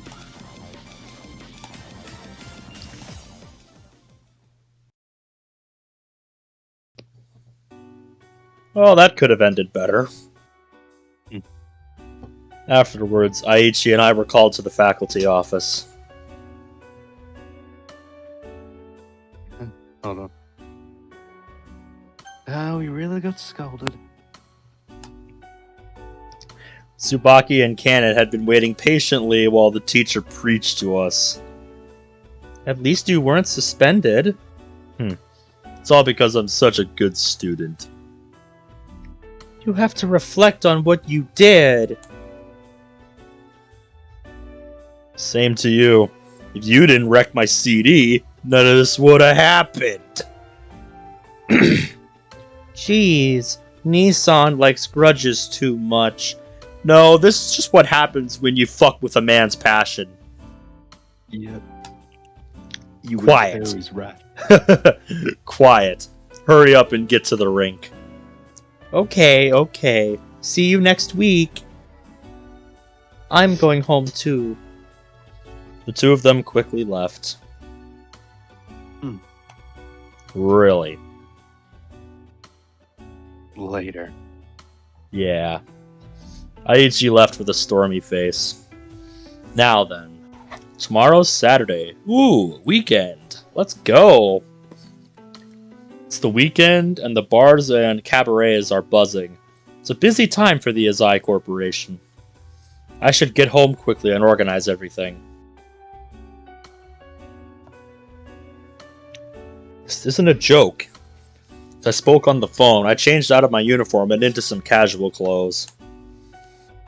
You have a house and land in the Southern District. Miraculously, none of them are mortgaged. You can imagine my suspicion when you tell me you're as desperately in debt as you claim to be.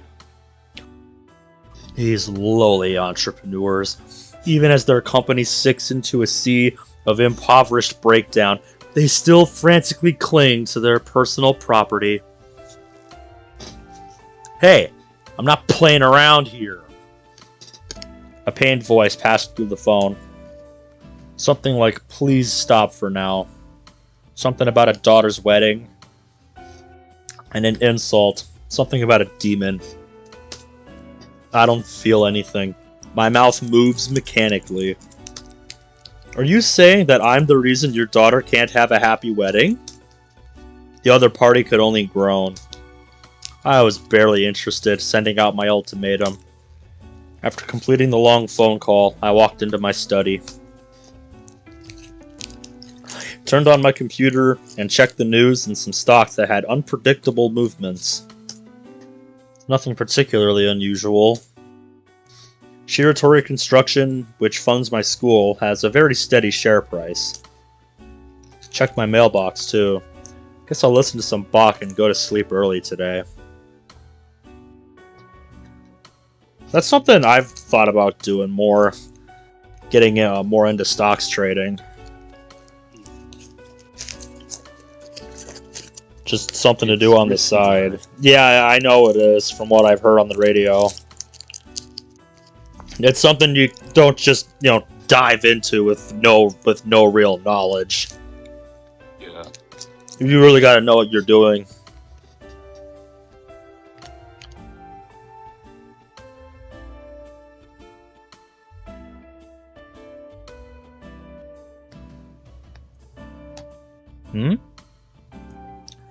There's an unfamiliar article of mail.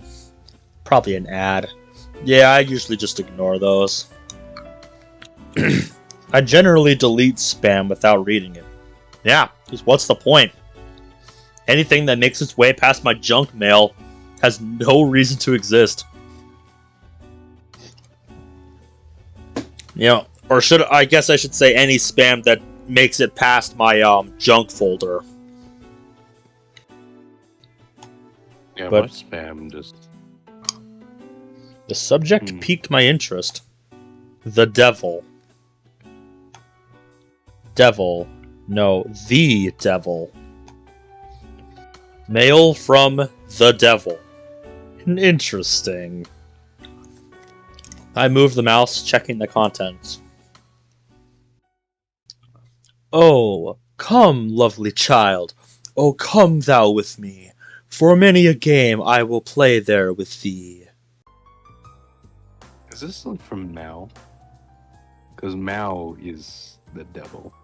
Yeah, I know that's his name, but I don't know if that's who this is referring to. Yeah. You skipped it.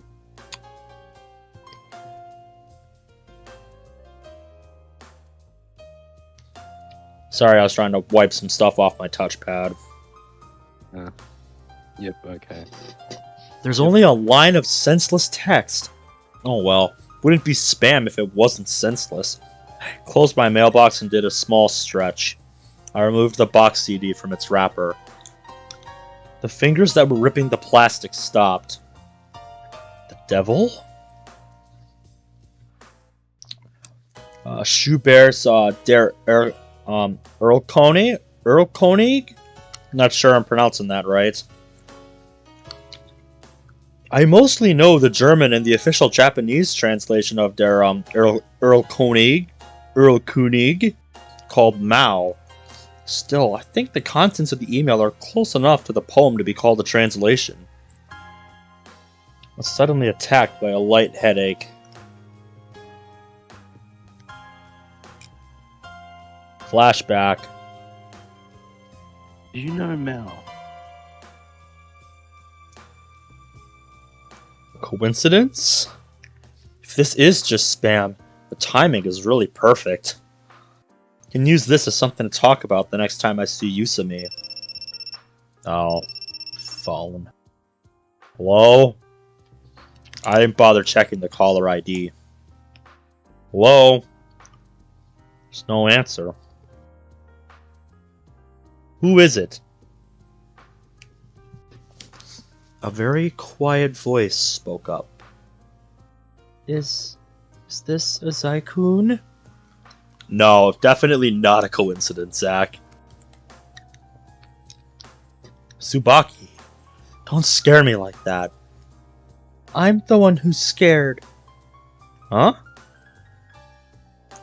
Your voice is completely different from what it's like normally. It is? I never really noticed. Yeah, the last time I came to visit your house, the same thing happened. Well, it's hard to tell with your own voice. It's hard to tell with your own voice. You were like a completely different person. It was scary. Never mind that. How did you get my phone number? Huh? Didn't you give it to me before? I think on one of the nights out that we had, I think we did. Didn't we? Ah, right. Sorry, I forgot. Jeez, you're really forgetful. Let's move on. Did something happen? Glance at the clock. It's already 2 in the morning. Yeah, today was really something, wasn't it? Today? The gym storage room key. Yeah, the teacher really let us have it. Are you still mad at Canon-chan? No, I'm over it already. It was just playing around. Really? That's great. I was worried. What, you called just because of that?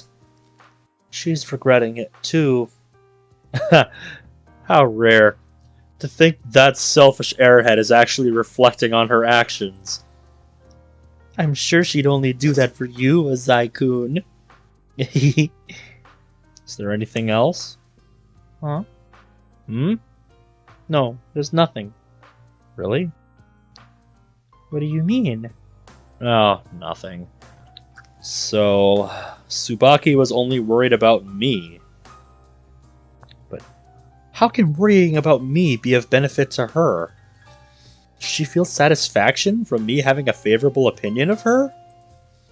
People don't act without either the possibility of gain or the fear of sanctions against inaction. A Zykoon? Sorry, I fell asleep.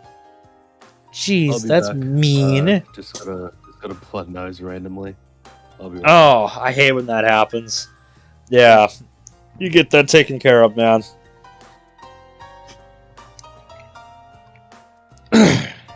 That's fun.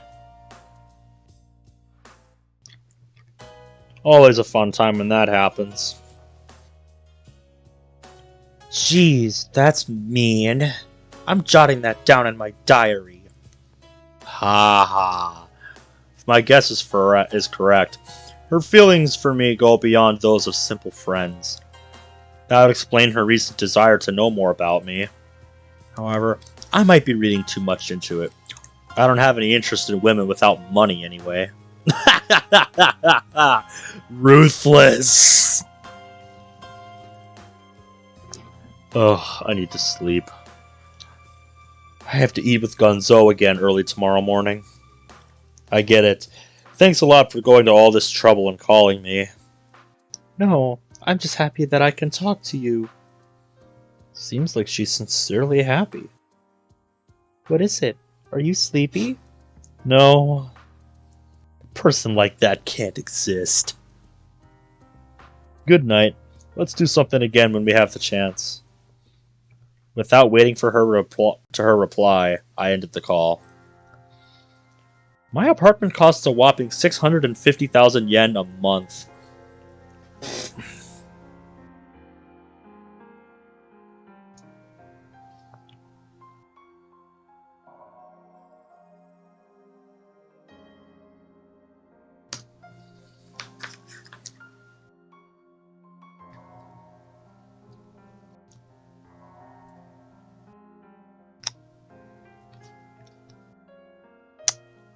Yeah, damn.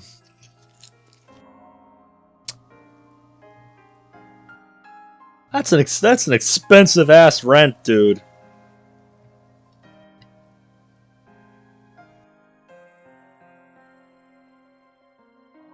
Can't imagine paying more than $5,000 a month for a place. God damn.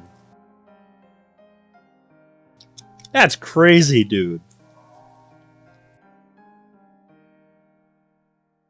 From the 18th floor, one can enjoy a view of the entire city. That's just insane. Under the protection of Azai Gonzo, managed to obtain an amount of money normally unthinkable for someone of my stature.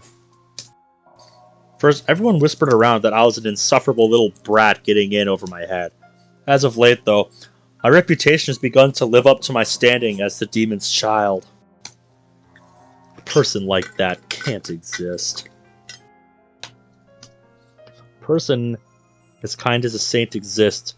Why didn't they come and help me back then?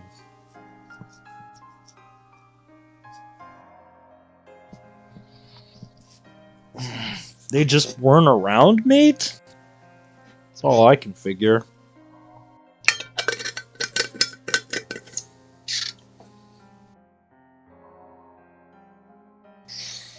I've returned. Welcome back. Just me casually finding out that the place he rents costs over $5,000 a month. 5,000 yen? 650,000 yen. Ah, fuck. Yeah, I converted it, and yeah, Oh, it's fucking nuts. Can't imagine paying that kind of money per month for a place. You can view, view back from the dialogue. From the 18th floor, one can enjoy a view of the entire city. Uh-huh. Like, that'd be expensive. Oh, yeah, obviously. He does live in a high-rise apartment, so $5,000 monthly sounds reasonable. And it looks like a good pad, honestly. Yeah, it is. I'm just saying, from where I'm sitting, I can't imagine paying that kind of money for a place, just period. Well, it just shows, it shows to, what kind of power the Azai Corporation, that an adopted son lives in this kind of environment. And that's what he was just musing about. Yeah. Right here. So yeah. Anyway, sorry about that. I always get lots of blood noses in the shift between hot and colder temperatures. Yep, I know people like that. Around the corner, and winter is now coming up, so I'm getting occasional blood noses now and then. I was ashamed. Yeah. I haven't had them in 2 days. Yeah, that is. It always sucks when that just happens out of the blue. It's like you're just going about your day, or trying to enjoy yourself, and then what's even worse, your nose is just no. I have no idea. Suffer. I have no idea if you have this issue, but because I have a beard and a fucking pretty thick one, just my mustache, you can't just wipe it off with a tissue. You gotta actually get in there. Oh yeah, I know how that is. I've got a beard and a mustache too, and since I've been just devouring cough drops like nobody's business, so my throat doesn't kill me during this. Yeah, the stickiness of that is getting on my lips and into my beard hair, and it's not fun. Yeah. Seriously, I want to go wash my face because of this. It is so irritating. Younger audience hearing us talk about beard problems. Some of these people I've been dealing with this shit since I was 16. Yeah, because I've always been able to grow facial hair, ever since I got to driving age. At 14, but it was always shit. But for me, it really didn't start to poof until I got to about 16, 17. Well, around when I was 17, always a bit under my chin was always there, but now that's all fine and shit. It's actually starting to fill out. But yeah, let's get back to this. Yep. And he's wait, that's not what I wanted. Yeah, he was also talking about Tsubaki. Yeah. Because, yeah, she called. Well, it looks like he's talking to Gonzo tomorrow. Yeah, we're eating with Gonzo tomorrow morning. Yep. I think I get the gist of it. Mm-hmm. Yeah, this was also pretty important. Oh yeah, implication run. I played this ages ago, but like getting all that information, like when you play a visual novel, the information that you kind of take on a visual novel is about that one. So, Yep. like when you play another visual novel, all the details of the last visual novel become vague. Yep. Like I remember a small couple of things about this, like what I said, like about Usami deducing it. Like that's because when I instantly thought of like the key thing, I knew that's how, because that was a memorable moment from the beginning. Yeah, that's kind of how my mind works. Like, there's specific details that stick out that make me think of that event, and that's like as soon as I see that, I'm like, oh yeah, that. Yeah, but mods would be worse because they're always the fucking same. So you don't like know what plot point goes into which. Like some people like have trouble. Yeah, that's why it's really hard for me to remember like what happens from mod to mod that I play. Yeah. Especially when I have multiple going on at once. Just yeah, it's hard to keep all of that straight. When you have all multiple series that's going on. Yeah, with visual novels, it's a lot easier than mods because their characters and plot are so unique to each other. Like, there's no one same thing. Where DDLC, it's pretty much just all the fucking same thing. Yep, that is also different. Yeah, like, I'm pretty sure you'd remember more about this than, like, Outcast or something. I still don't think I've played Outcast yet. Oh, you get what I mean. Like if I know what you mean, though. I know what you mean. You'd remember more about this than like a random mod that I just picked out of the air. Anyway, I think I get the. Yeah, the particular mod has to be memorable in some way. Yeah, they're not really. For it to really stick out in my mind. No one's really either that talented. Not many mods are. Not many reach that level of memorability, I guess I'll say, for me. Not many people really care to do so. At least with where we are now. Motivation to do so. With me, I'm trying to do both. Oh yeah, World of Dreams definitely up there. If it doesn't get mod of the year, I'm genuinely going to be upset. That was so good. Anyway, let's keep this up. I picked up a photograph. Aww. I think I can guess who those two are. Yeah, indeed. It's always been hidden deeply, far from prying eyes. A crude old photograph that doesn't have a frame. It's my mother, when she was young. I had a suspicion that that's who that was. It's sad because you can guess like how like he literally told it to his therapist. Yeah. What they were doing. It was taken by me. I pressed the numbers on my cell phone while looking at the picture. I knelt in regret, waiting anxiously for the call to connect. After 10 rings... Hello? Mom? She hasn't changed. Not even a bit. Yes, I'm going to work hard. Don't worry. I talked to her, one topic after another. Yeah, I got my allowance. That's what he said earlier. So it's... No, I don't think he might have implied that. I don't know.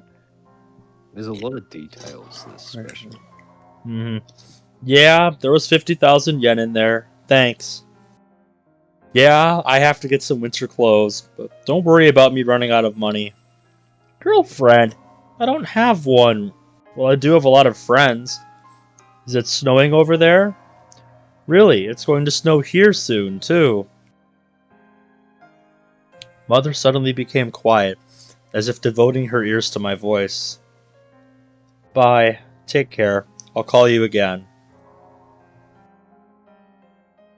After the call ended, I walked toward the small safe in the corner of the room. Yeah, it's out of frame. I keyed in the password and opened the door. Nope. Someone sent me a clip. I'll have to look at that later. Bundles and bundles of 10,000 yen bills meet me. There's probably over 50 million yen in there. After tax, all the money naturally became my own wealth that I could use as I pleased. Will I ever get the chance to give this to her? Will she accept this as money I earned through my own hard work? Will I get to see her rejoice for her son's success in life? Mom.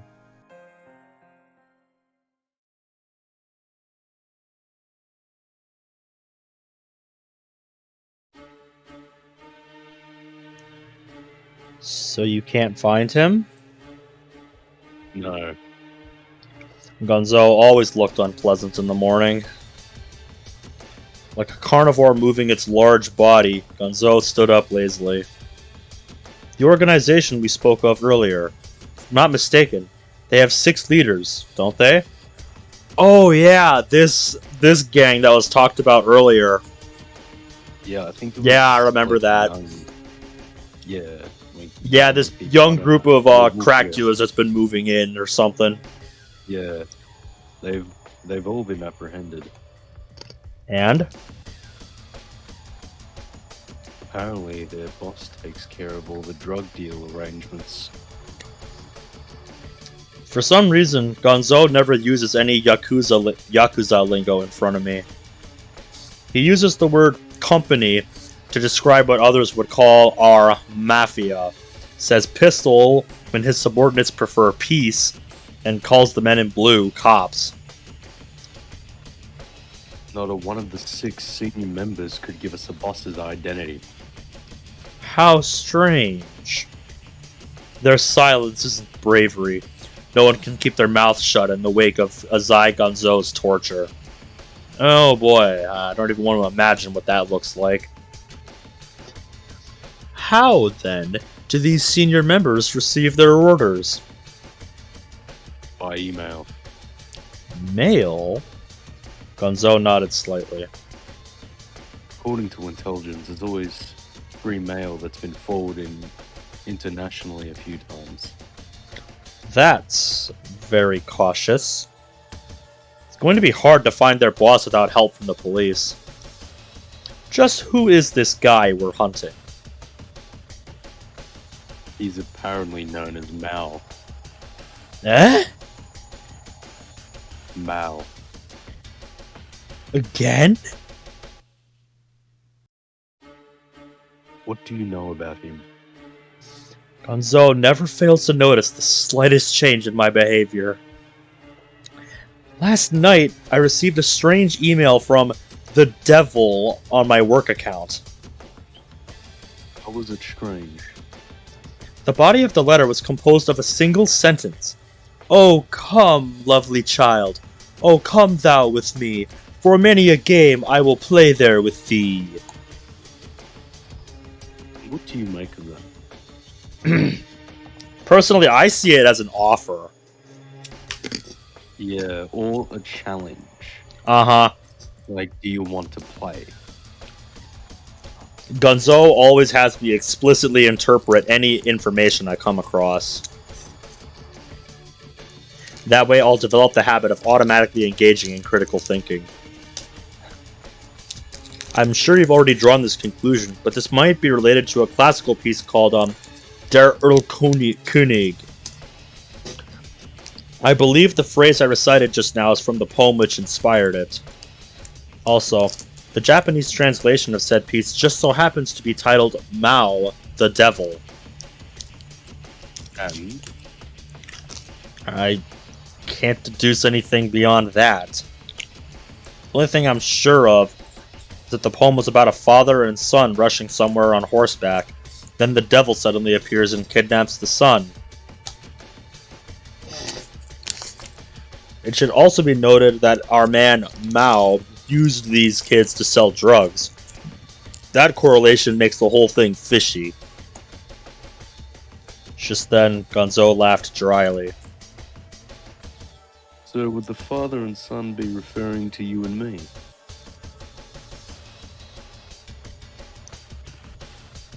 If so, it means you will die. In the poem, the child died when the devil took his soul. However, some renditions of the folk tale continue on, saying the kidnapped kid marries the daughter of the devil and lives together with her in hell. Neither is a very pleasant conclusion.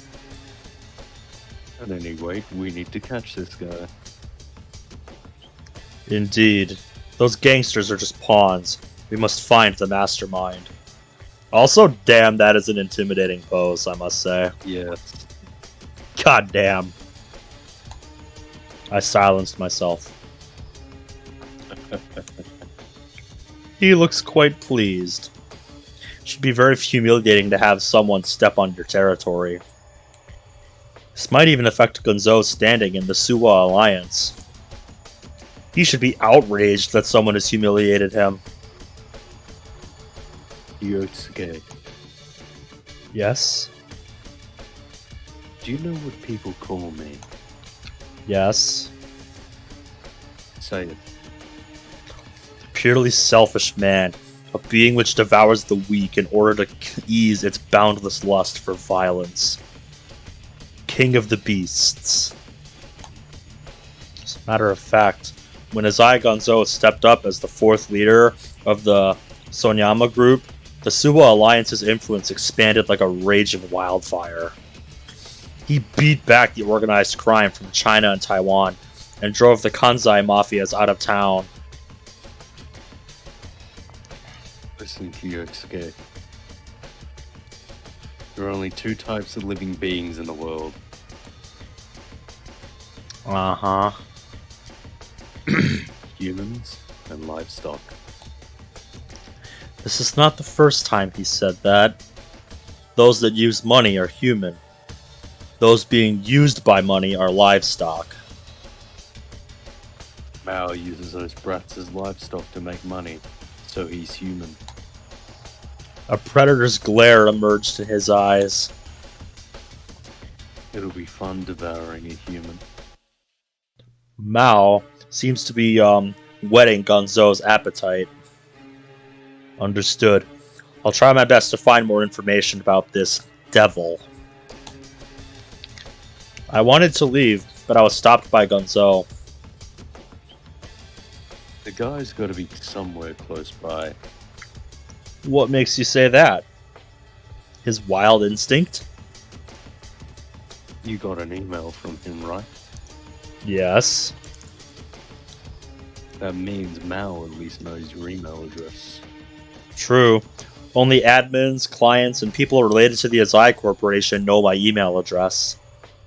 Of course, there's still the possibility that the letter was spam that reached my inbox by coincidence. Nevertheless, I'd be willing to wager that's not the case. So it seems that Mao is a person with some relation to me. Or maybe you're now, Yosuke. Please don't kid like that. But Gonzo never kids. I hear that he did a perfect job of finding holes in our channels and used them to circulate his own higher quality drugs. Too perfect, you could say. I'm beginning to suspect he may have someone on the inside. Hey, hold on! I don't do any of the inside stuff. It wouldn't be hard for you to get information if you really wanted it. The contacts you use regularly also help with the inside jobs. This is upsetting. Are you implying your own son is betraying you? I was disgusted by my own stupidity even as I spoke. You mean if he had any time left over after making nearly 100 million behind my back? Gonzo only trusts people on the basis of losses and gains. That's good, Kyosuke. The bigger the lie is, the better. This father-son relationship means nothing to him. I apologize. I felt a chill rush down my back. I'll find Mao as soon as possible. Gonzo's suspicion is enough to discipline livestock like me into following the proper path. If I don't hurry, only one fate awaits livestock with no further use to humanity. Gonzo seems pleased at my nervous face, and he nodded deeply. I'm counting on you, son. I'm merely a sheep that just learned its place. That's all I am to the king of the beasts. Oh, goddamn. Oh. This is gonna be interesting to watch. This is gonna be a wild fucking ride. Yeah.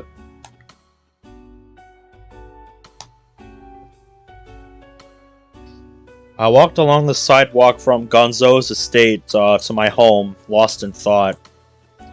Come to think of it, the only lead we have on this Mao is the email from yesterday. If we only consider direct Zai Corporation employees and associates, the number of suspects is far excuse me, far from small. If we include clientele and subcontractors, the manhunt becomes a daunting prospect indeed. Finding Mao in a short amount of time would be impossible, even with a large-scale investigation. Gonzo's murderous eyes surfaced in my mind. I'll be in danger if I don't hurry. Uh-huh. I blankly watched the bustle of a nearby shopping center. Couples and families are everywhere. Lovers holding hands, laughing, noisy kids and their mothers trying to teach them a lesson. Everyone's out and about, enjoying the weekend. It's a meaningless spectacle, if you ask me. I noticed someone in a huge costume. It appears that some makeup store is having a sale. Must be a busy part-time job. I squinted my eyes.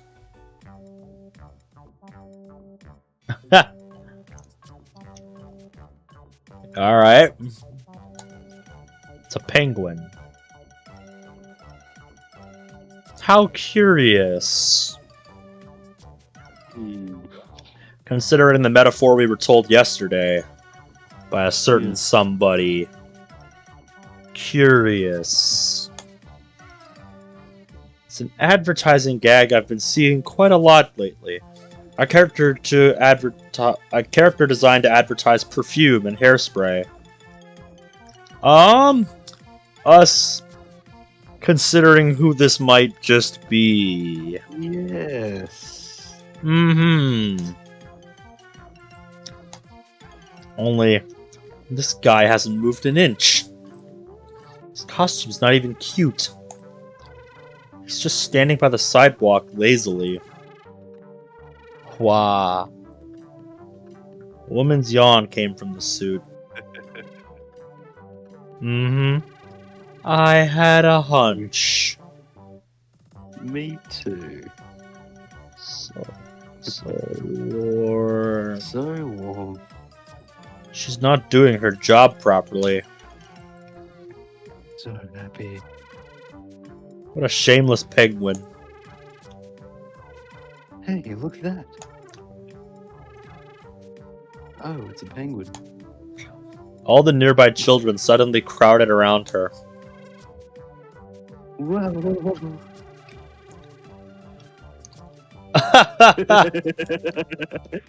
Come on, take it off! The penguin was surrounded. Whoa, stop. Take it off, come out! Come on. There has to be someone in there! Yeah. The penguin was being toyed with. I love this CG. This is great. Ouch, I'm pulling it. Come on, you're a fake penguin! Yeah, I know who it is. You can see her hair Yup. sticking out from the top. I see it now. Yep. I knew it. Yep. No. Come out! Come out! The children showed no mercy as they yanked on the penguin suit. Oh, it's tearing! It's tearing! Just a little more! Children are fucking ruthless. Yes, they are. This took me the whole night to make. No. Wahaha! The penguin just said something!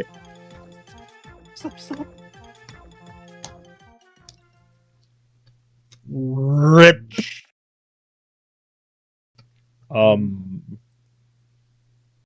Telling me the penguin was...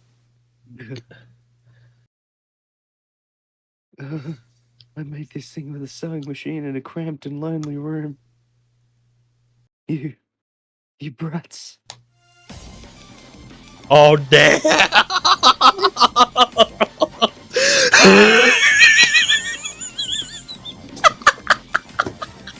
You need a screenshot.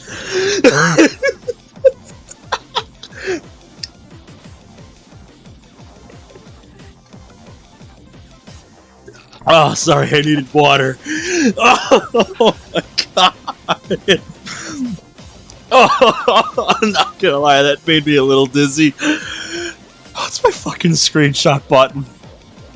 Oh, what's my fucking screenshot button? I'm not sure if you have one for this. Just do, if you want, Windows Shift and S.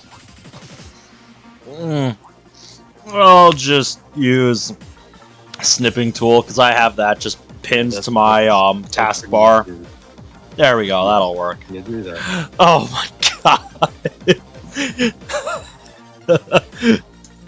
Fucking yes is what I'm gonna. Fucking yes is what I'm titling that. Oh my god, that's great.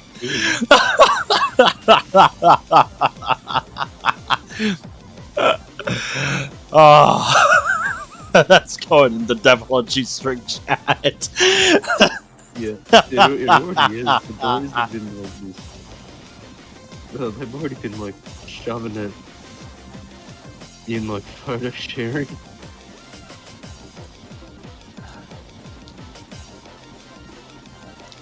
And now where is the visual novel?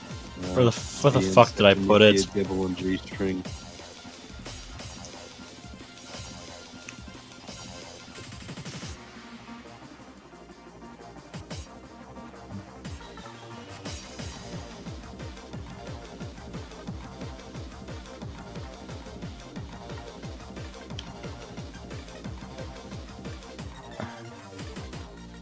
Where the hell is it? Should be in here. Unless I'd saved it to a different folder. Possibly. I bet I did. You could always just type up like yes. Yeah, there it is. I did save it to a different folder.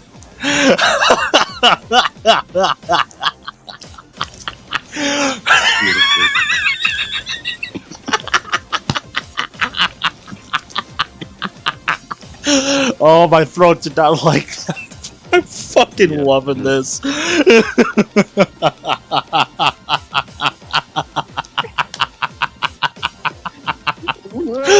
Monster. It has super long hair. Why you? This is unforgivable. Wah! The penguin was Yusami. Run! Stop! The children scattered like mice. I'll make sure I eat your entrails so you won't even be able to come back as zombies. God damn. The penguin chased after them like a demon. Ran pretty fast too, even in that costume. Anyway, just what is this? My jaw remained open as Yusami and the kids vanished from my sight. That that's an interesting thing to see when you're walking home from your old man's. Yeah, no shit.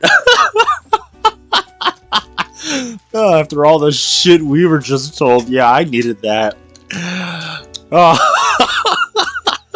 That was a nice distraction. You saw me in a penguin costume chasing kids aggressively would be what I needed. Exactly. Oh, fuck me. That was great. By the time Yusumi returned an hour later, the sun had already sank into the west. Damn these brats. They think I'm weak just because I'm a penguin. Hey! It took so much effort to make. The torn penguin costume lay in her arms. Rest in peace, penguin. Hey, Yusumi.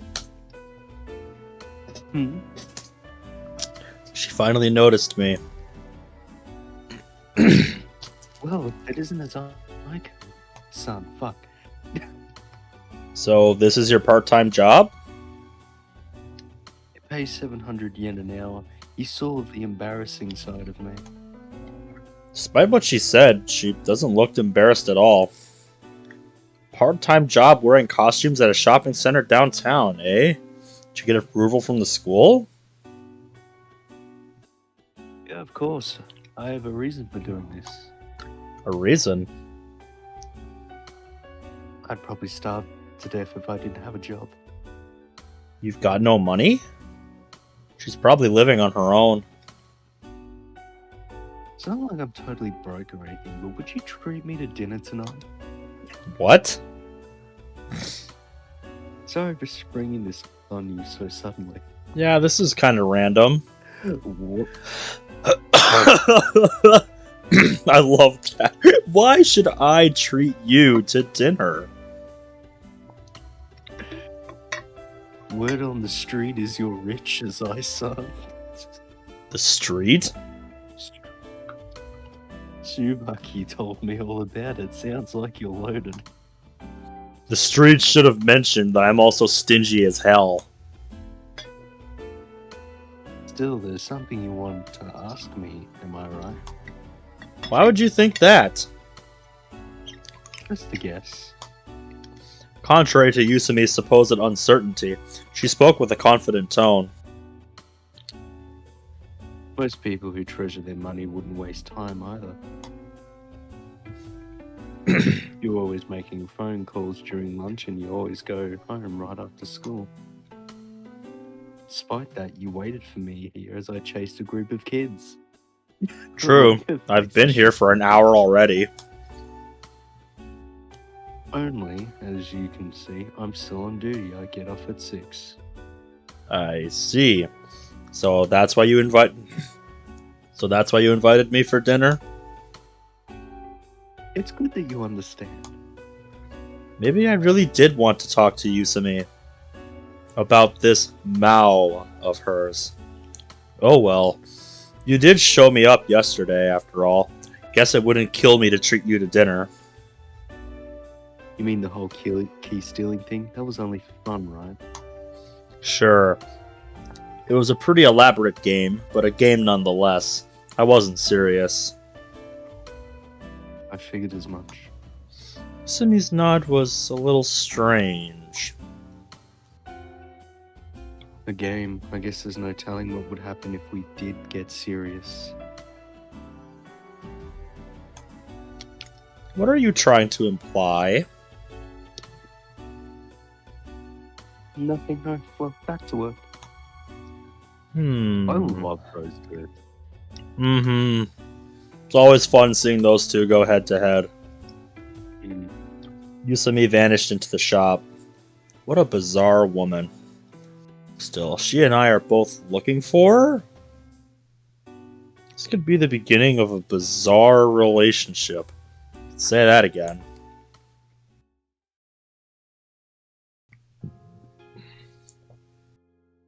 This is kind of hard to believe. What is? The great Azai-san actually asking for help. Yusumi and I sat in the coffee shop Lapis Lazuli a little after 6 o'clock. Its popular hangout becomes a restaurant at night. I never asked for your help. What a strange pairing. You and I? I'm concerned about what we should do in the event that someone mistakes us for a couple. You're pretty annoying, you know that? I know. I'm well aware that you hate me. I'm leaning towards the latter. Don't be so dramatic. Yeah, we'll go with that one. Keep that as a choice. Yeah, I'll save that on a separate page here for Yeah. choices like this. Keep that separate from the main saves. Yep. Don't be so dramatic. Oh, please. I just have no interest in you. I'm not. Yeah, I'm not sure I would have worded it quite like that. But yeah,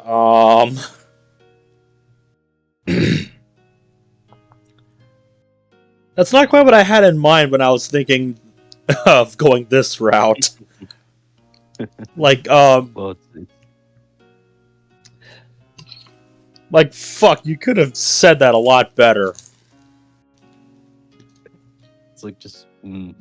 Something tells me I'm going to regret this, but this is what I chose.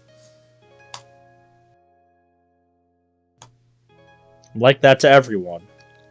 What am I saying? Fucking thank you! Thank you! For realizing how stupid you made yourself sound just now. Fuck's sake, dude! When I was thinking of going with don't be so dramatic, I wasn't saying... I was thinking more along the lines of, oh, come on! Hate is a strong word. No, just I have no interest in you. Yeah. I hate everyone. Oh my god! Ugh. Yeah, this is not good. This is not good for our. This is not good for our prospect. Oh. Oh my god. Alright, let's see how it goes. Yep. This is not gonna go well, I can tell. No, not even close. She, of all people, isn't someone I can speak openly with.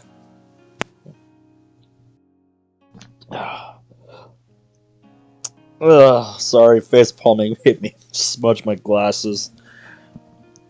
Alright, there we go, that's better.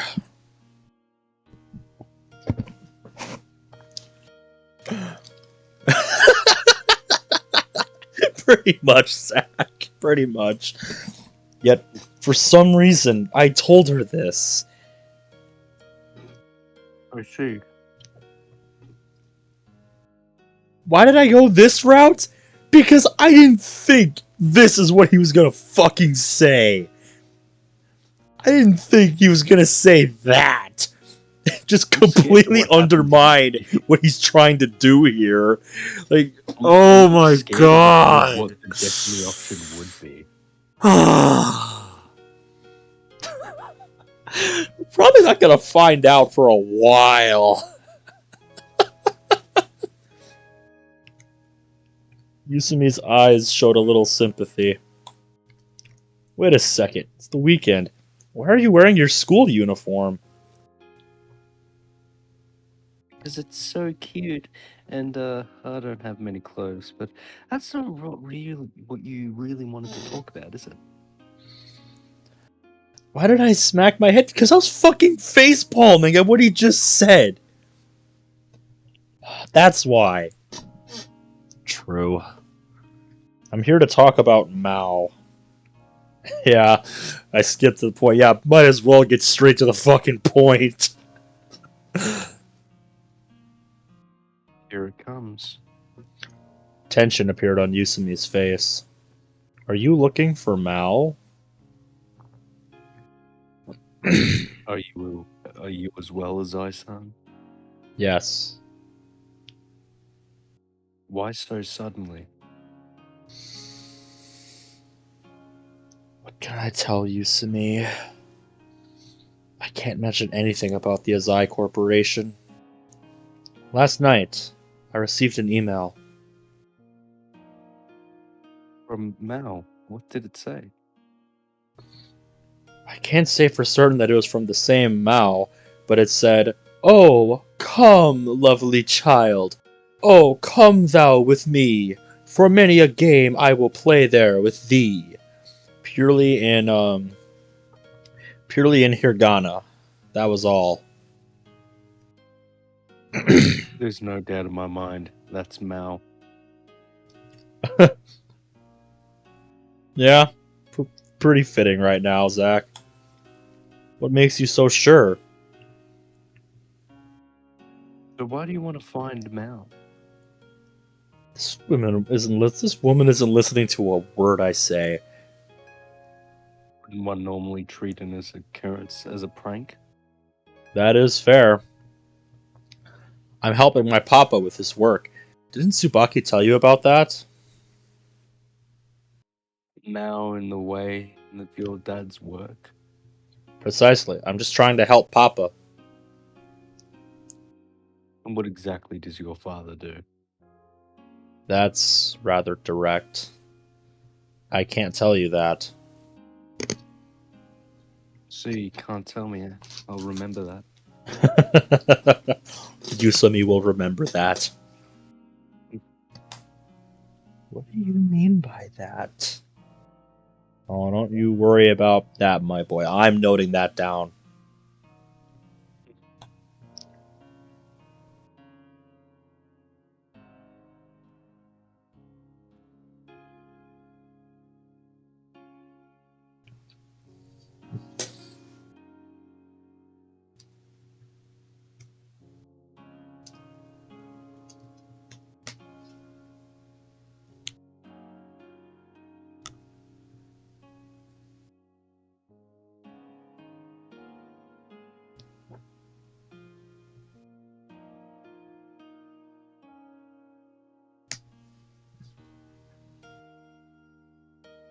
There we go. So what about you? Why are you looking for Mao? I have a reason. A reason? What reason? Yeah, I'm fine. I was just typing something down. I can't tell you that. Hmm.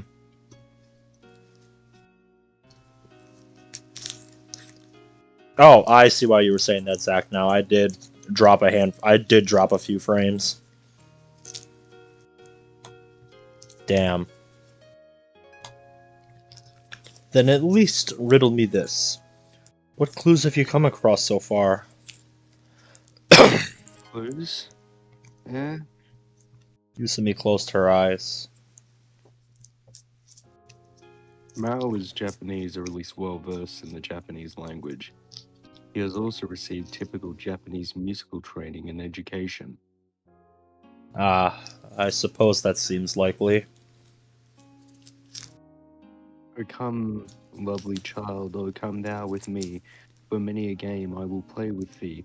The way he translated Goethe's poem here just reeks of a German language textbook in Japan.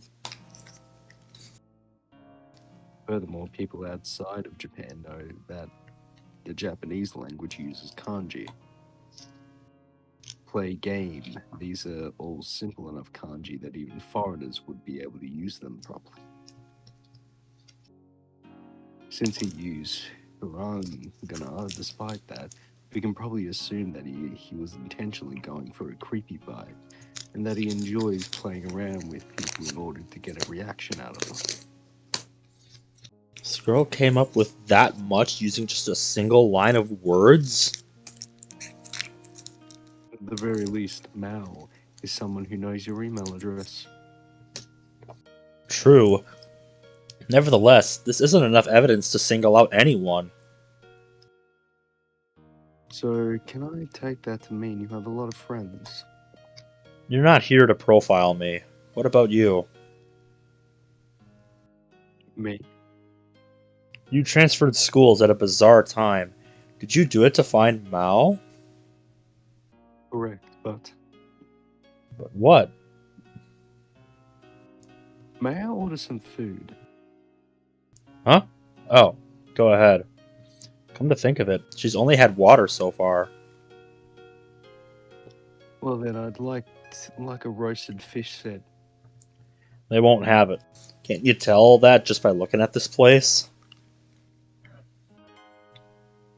No, I'm not used to high-class restaurants, so I never know what's on the menu.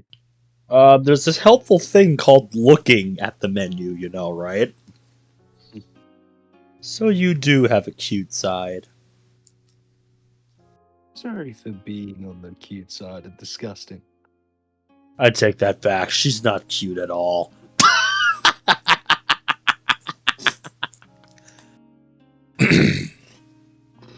It just doesn't feel right when they don't list the set meals on the back of the menu.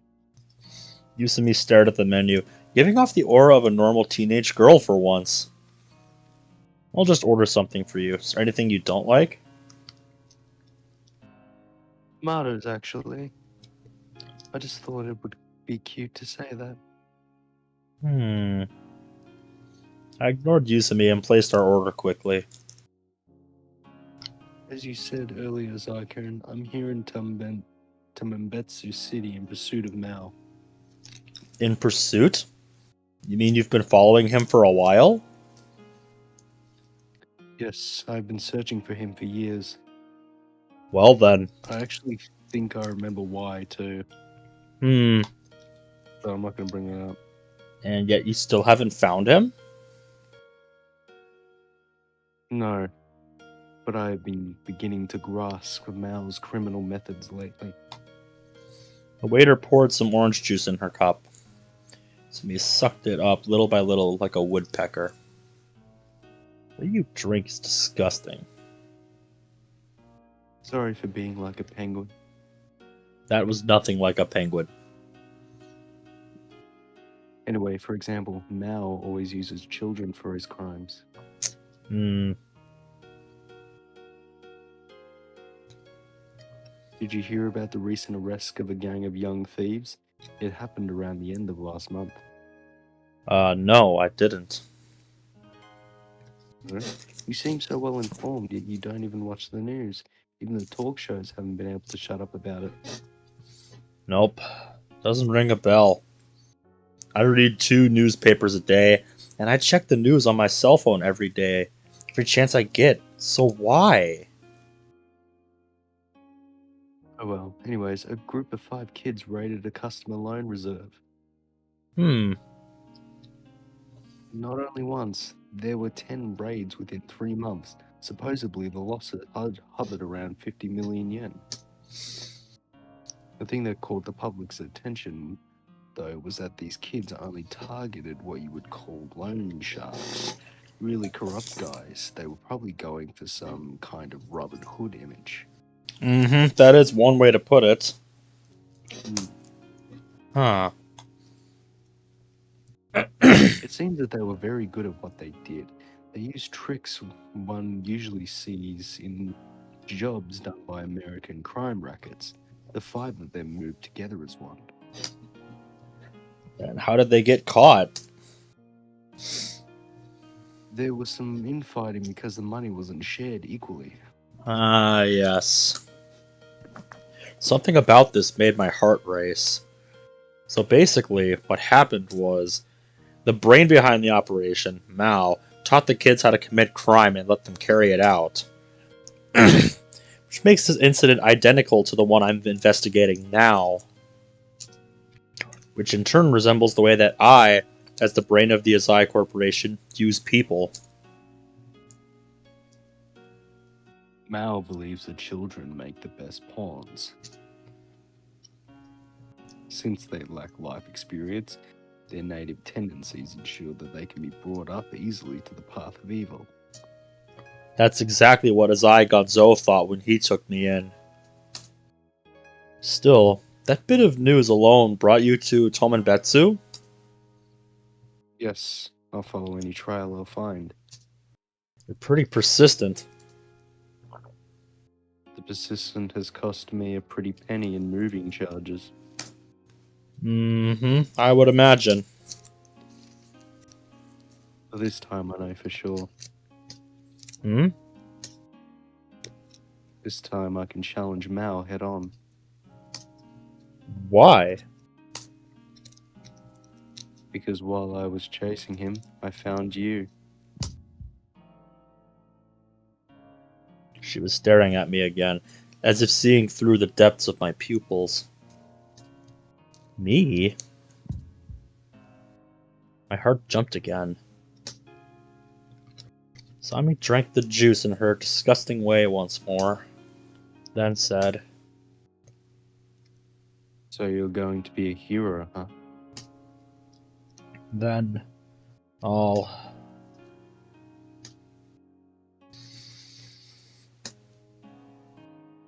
My memory felt jumbled and disorganized, leaving me in discomfort. Yusumi, I'm sorry. I took out two 10,000 yen bills and placed them on the table. I don't feel so well. I'm heading out. I see. Remember to return the change next time. Contact me if you discover anything about Mao. Okay, let's find Mao together. I left the restaurant without looking back. Yosuke-kun. Huh. Man.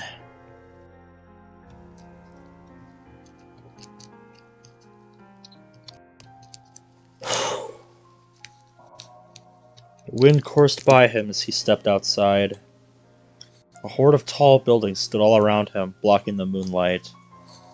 Not yet entirely awake, Mao walked up the steps like a sleepwalker wandering purposeless through the night. I'll be back. Oh, okay. Yusumi. Don't progress past me yet.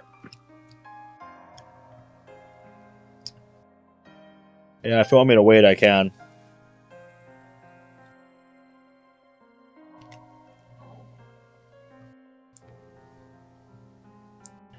Yep, gives me some time to process all this. Oh, man. That got a bit more intense than I thought it would. Oh boy, I'll be real.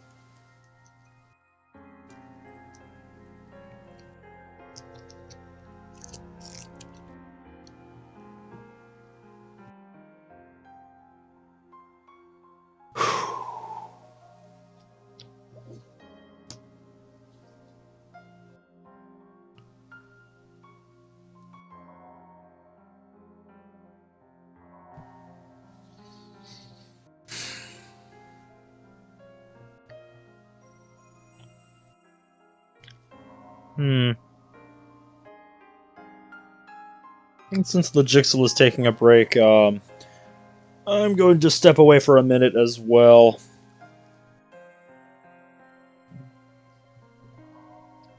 One, so that I can use the restroom quick, and two, so that I can wash the stickiness out of my beard, because seriously, this is getting irritating. Oh, you put your own song on there, nice. But yeah, I'll be back in a minute or two.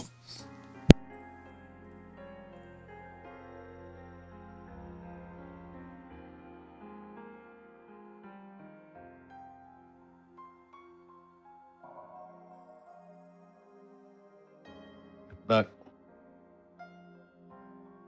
Anyway, I'm assuming, are these, I think since I'm voicing Mao, do I go and speak these lines?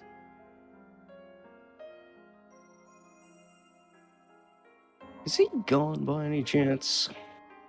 Chat? Please enlighten my ignorant self.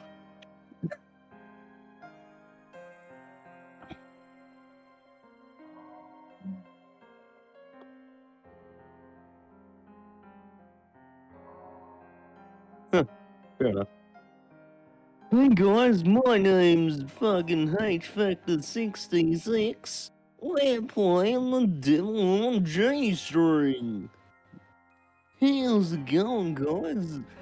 It's been several time-related measurements since DDLC mods were played. How's everyone doing tonight? Hello, Zachary.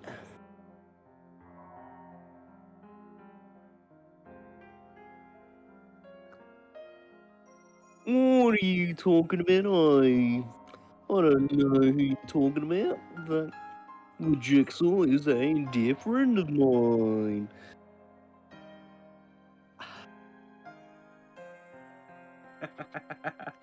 Can't do this anymore. I'm gonna actually rip back and just watch myself doing this.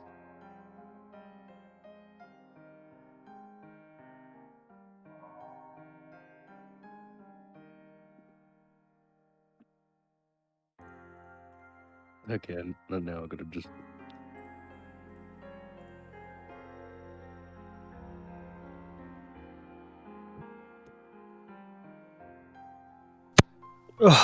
Okay, I'm back. Beard Wait, is much Ben, less sticky real now. That's quick. good. Real Yeah. quick. What I want you to do is rewind like a minute and 30 in the stream and just listen at the point when I came back. Oh, alright, hold on. Let me pull up the stream here. Hello? Yeah, there we go. Jeez. Hello?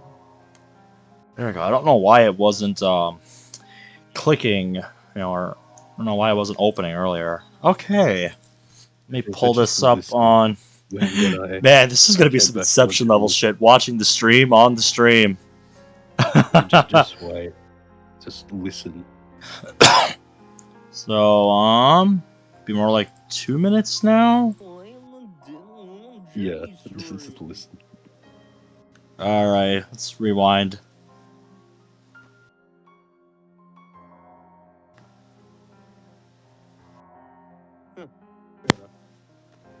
Hey guys, my name's fucking hfactor 66.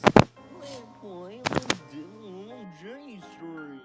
How's it going, guys?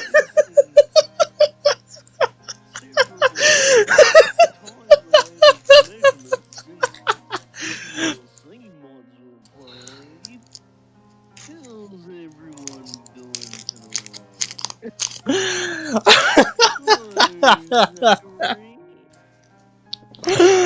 Oh.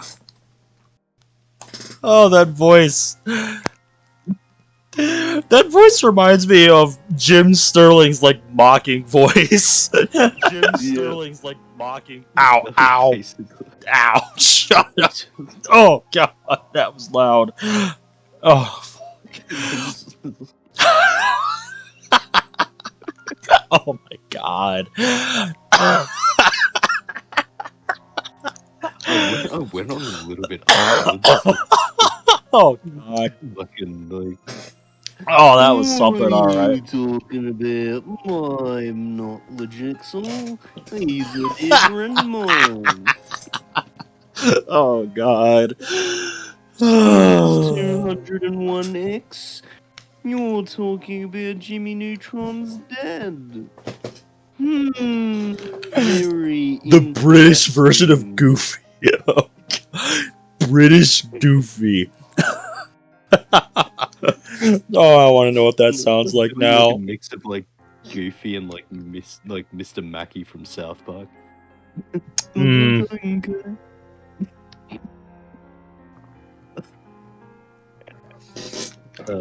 I want to, I can just pull a random voice out of the top of my head.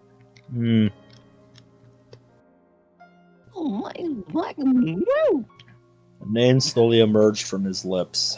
A girl appeared from the sea of his memory. So I think we're I think following I'm- Mao now. Yeah, so I think these are my lines. Okay. Yeah. A gallant, heroic figure. Oh, is that seriously the voice you're gonna get? No. I remember that. Oh god. Mao felt his head clear as confidence filled his heart. I see. The daughter of Usami. I see. The snapshots in his memory snapped into place. Probably trying her best to find me. And not only Usami. Zoe Gonzo and his wildest beef should all be angrily scouting for Mao right now. Depending on the situation, the plan may have to be changed. There will be time to revise it before Mao's magnum opus was set into action. Even the slightest obstacle could be premature end to the long-awaited fruit of his ambition. Still, I must give Usami Haru a fitting punishment. Mao laughed. It might be fun to have a strong hero as a rival. A number of intricate plans began to come together in Mao's mind. Usami Haru, huh? The little hero has finally grown up. Let this girl pay for her parents' sins. First, allow me to gauge the hero's capabilities. Let's play a little game. Okay, Jigsaw. Usami Haru, how far can you go? Mao disappeared into the darkness of downtown Tombetsu City with light footsteps. His head didn't ache anymore. The cool night drew to its curtains. Not a bad scene. Yeah.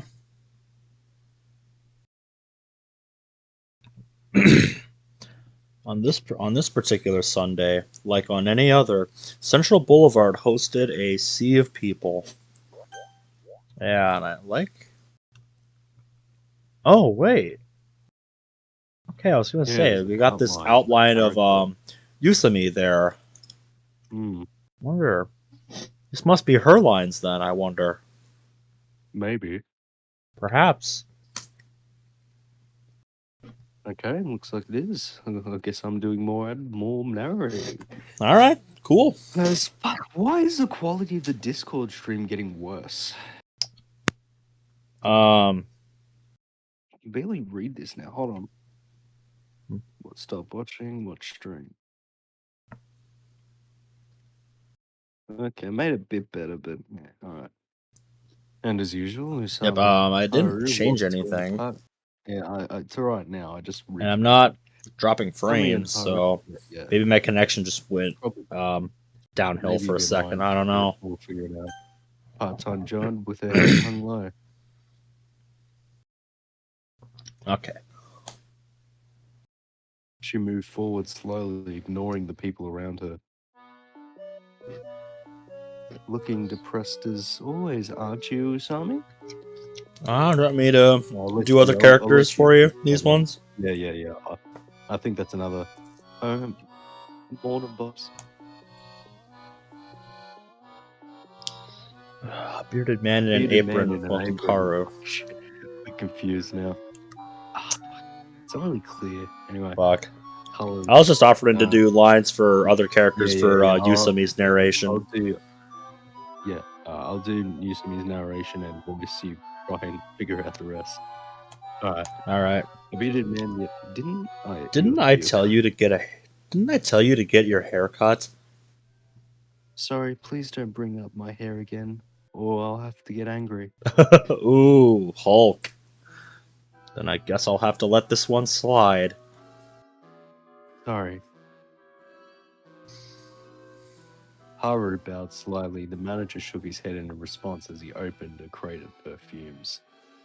So, Yusami, Why do you always wear your school uniform? Because it's cute. Yet you don't wear makeup? I think I'm plenty hot without it. Respect the confidence. The manager let a disappointed sigh escape from his lips. What the fuck? You don't have many friends, do you? Your stream just closed.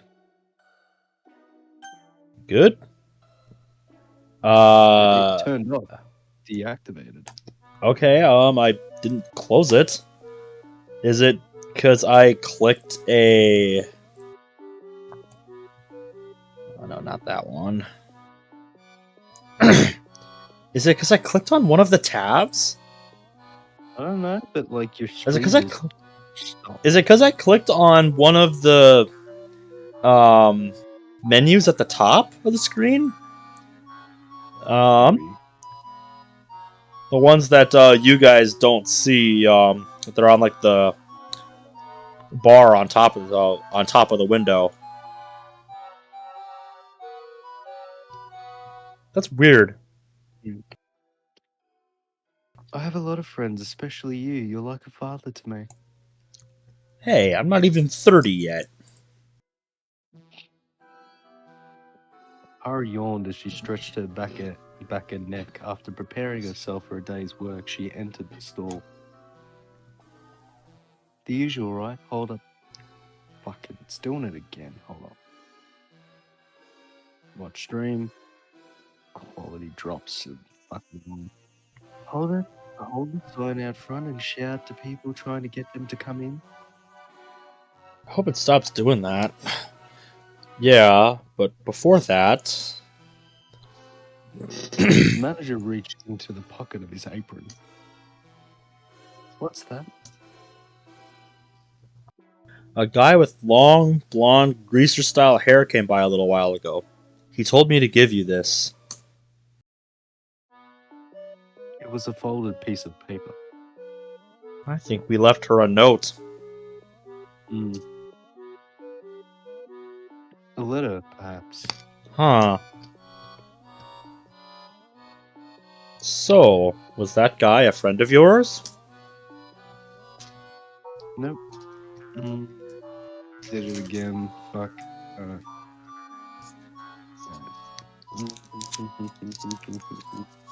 I'm only at 3.2 ms too. Huh. That's not even bad.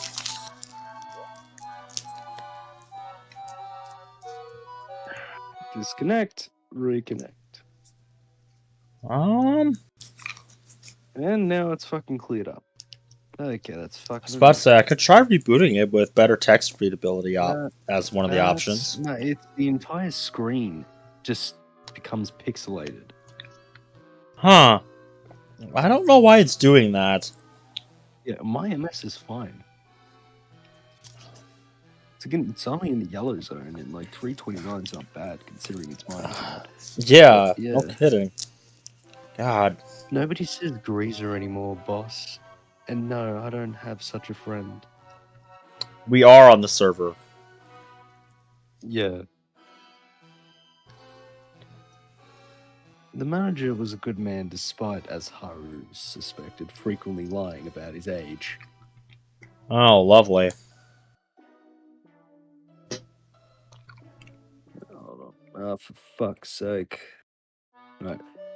I'll just literally show you like what my screen like doing right now. I'll put it in devil. Yeah. I'll put in the G-string strat so they can Okay, see my suffering. Yeah, what does this look like? I gotta see this.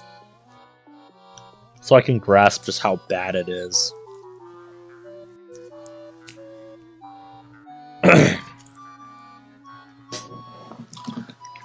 Oh yeah, that is pretty blurry. God damn. It clears up when I disconnect. Yeah, let me try rebooting the stream. It's on the Zachary. I'm you're gonna not go aware with of this. It is this. We are on the server. I'm gonna go with better text readability. Let's try that. Now I gotta change the fucking window. Because it doesn't pick the right window by default. It's fucking dumb. Should close that. We are on the server. I created a specialized chat. No, Yep. it's basically a chat that's limited to anyone that. No, it's pretty much a chat just with me and him can access. I made this literally at the start. There Yep. are secrets that I have hidden from you, Zach. Even though you're the server creator, there are things not even your eyes can see. Actually, there's 3 things.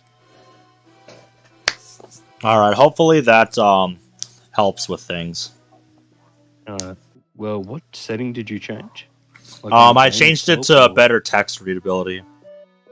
on the game or OBS? On the Discord stream. Okay. Hopefully that makes a difference. Yep, I am hoping that it does. It means the Well, frame rate is it's going to be readable, shit, like, but at a start, but then like next line it just fucking kills it all. well, we'll see what happens when we advance the line here.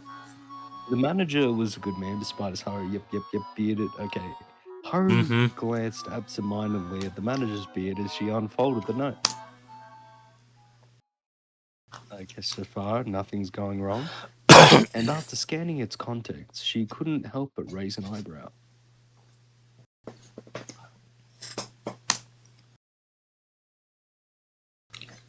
The penmanship itself gave Haru an eerie, unsettled feeling. This might not be what I suspected. I think I now know. The writer had used a straight edge to trace his strokes, presumably to camouflage his true handwriting. Some letters have even been cut from magazines and newspapers. Oh, jeez. I have a feeling I know who this is. After taking a brief, deep breath, Haru asked, "That blonde geezer, what did he say?" Why do you ask? Reason. Yep. Oh no. The manager raised his eyebrow. The girl before him was not the Asami Haru he employed. Her piercing eyes fired straight through his entirety. Sorry, it's an odd word to use. I don't seem to be dealing with that problem again, so hopefully it stays like that. Okay, that's good to hear. But yeah, something tells me Yusumi is not in for a good time right now. He asked if Yusumi Haru worked here part-time.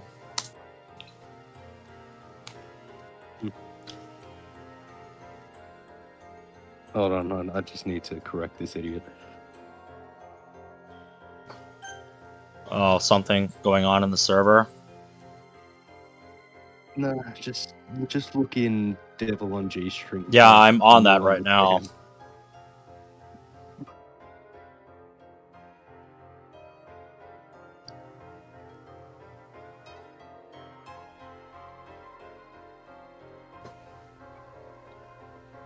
Just common sense, man.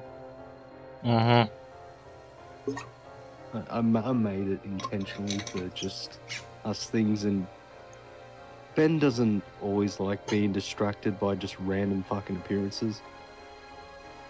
That is true. So yeah, it's a reason why I made. There's a streaming chat and then there's a private streaming chat, which is pretty much just limited to me and him. And whoever just customly gets added. So we don't get a bunch of random people flooding it and just making it slow. I kind of prefer this kind of way anyway, because like I don't want to be having to listen to 40 people like, hi, how's it going, guys? It's like I'm trying to read a line. Oh yeah, for sure.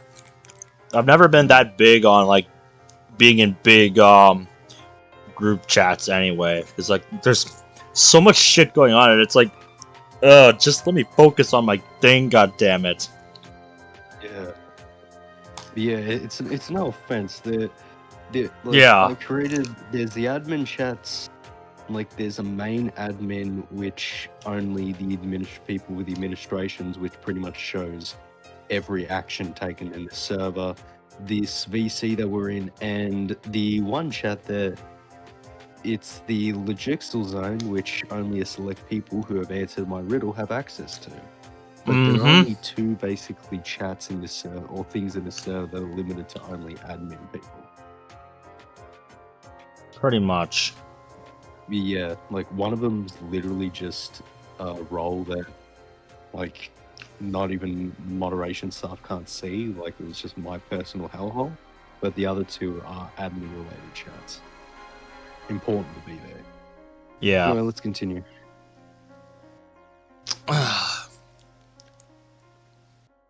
He asked if you saw me Haru worked here part-time. Is that all? Yeah. Haru tensed up. Times team seemed to have stopped. Her mind analysed the facts with incomprehensible speed. And finally, as to signify her understanding, she raised her head. Sorry, boss, but I can't work today. Wait a minute. You can't just decide that on your own. I'm sorry, but this is an emergency. She bowed deeply. You know, I could tell you were, I could tell from your interview that you were a few strings short of a piano. Sorry for being such a weirdo. Well, you've never been late before, you volunteer for overtime when you're only a part-timer, and you even use that penguin costume to draw customers, even though I've never asked you to. You do seem pretty hard-working, at least. I appreciate your kind words and all, but to be fair, the costume is just a hobby of mine. The manager thoughtfully scratched his beard. Alright, then. But in exchange, I want you working overtime tomorrow. I flashed a big happy grin. I love you so much, boss. I want to know what was on that note. Yeah, I want to see it, dude. Haru What the fuck did that note say? Nothing good, obviously. She parted the crowds like a boulder splitting through a fierce current. Without letting the deluge of people slow her pace, she marched through Central Boulevard. Ooh. As she moved forward, Haru thought about the strange letter. Mm-hmm. Oh, come, lovely child. Oh, come thou with me for a game, many game I will play with thee. The same thing. Is that what it said? From this first line, Haru could tell the letter indicated a challenge. The rest of the letter served to ignite her heart into a mighty conflagration. For at its end was her mother's name. Yeah, that's some leverage, alright. Fuck me. So the same line that he sent to Yeah, just with Kyosuke. Yeah, just with a bit more leverage to really drive the point home. Yeah. There's a reason. Like, he seems to be involving both of them. Uh-huh, yeah. Or in a subtle...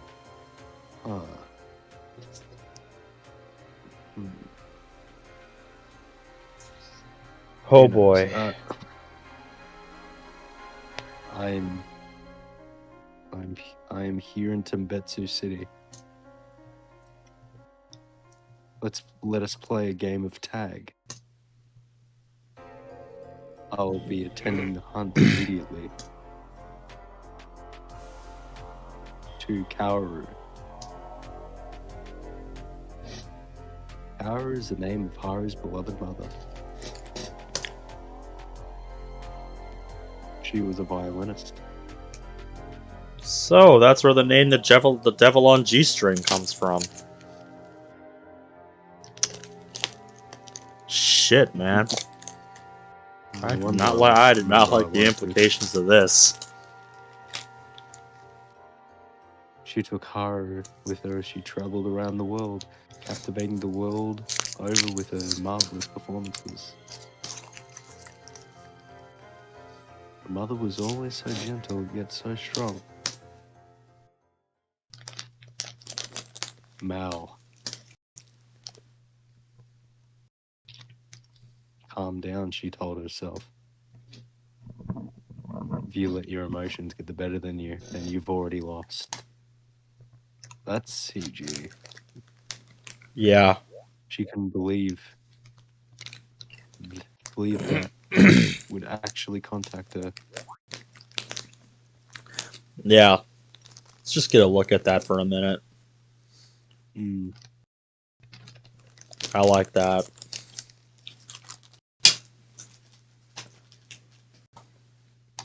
Fierce determination. Kind of seems like there's a battle. There's like something going on like between her and this Mao character, and now it seems that like Kyosuke has been brought into the middle of it, Mm-hmm. or might have a bigger part to play. Yeah, then he realizes at the moment.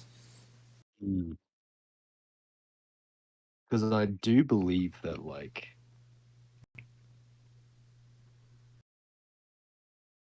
I'm just trying to remember. There's not a lot I remember about this plot, but there was the concept of like in the poem that they talked about the father and the son, Yep. the devil, and the devil's daughter.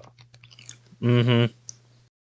So I'm trying to like remember if that was like the semblant or the symbolism there for Usami being the devil's daughter, Yeah, I can definitely see that. and how You there read was my that mind. how Azai Gonzo said that there was an interpretation of that story of the son and the devil's daughter married the devil's daughter. So Uh-huh.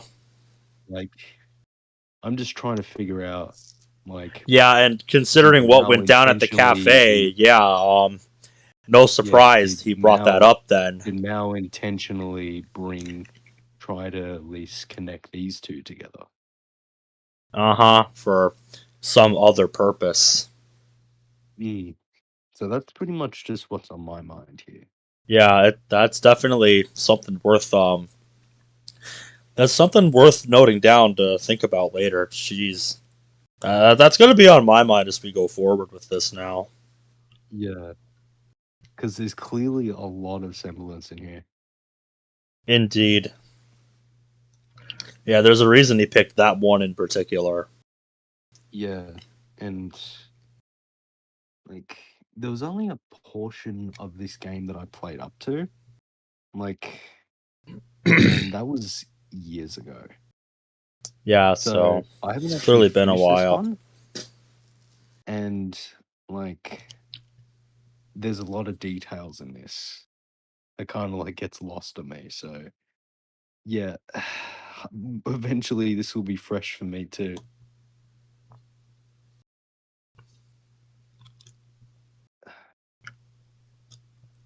Oh, Uh, trust me, Zach. I know the pain of trying to upload stuff. Believe me. Oh yeah, back when I had to upload these rather than when I did this streaming stuff. Now, trust me, I know that kind of pain of having to wait an eternity for it to upload and process. Fuck me, dude. I do not. I do not miss that.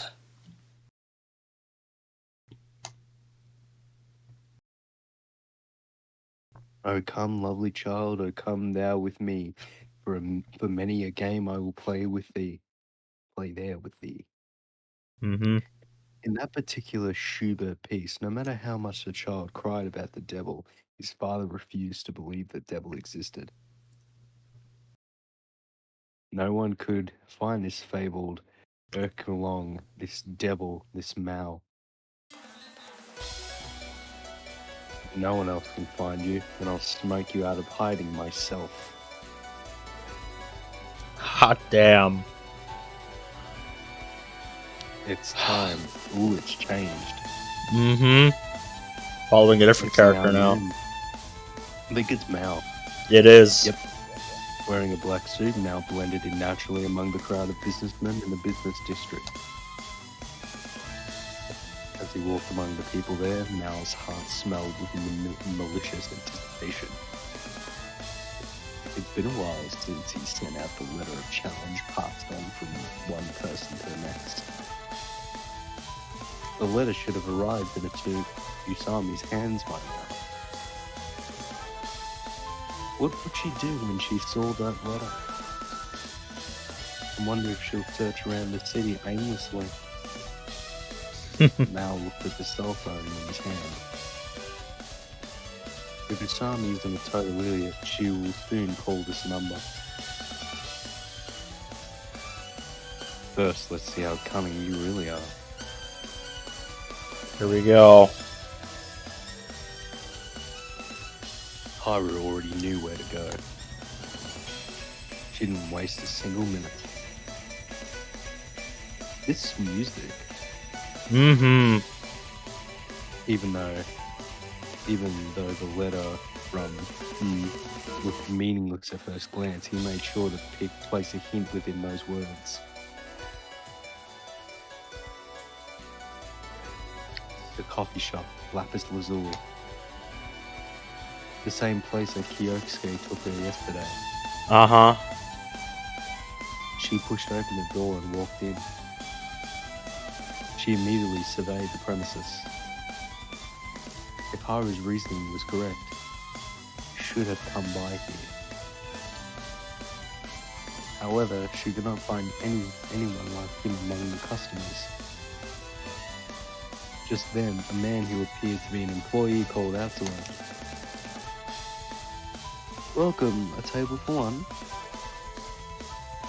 Haru thought for a second before answering confidently. "My name is Usami Haru, excuse me, but did someone leave a message for me?"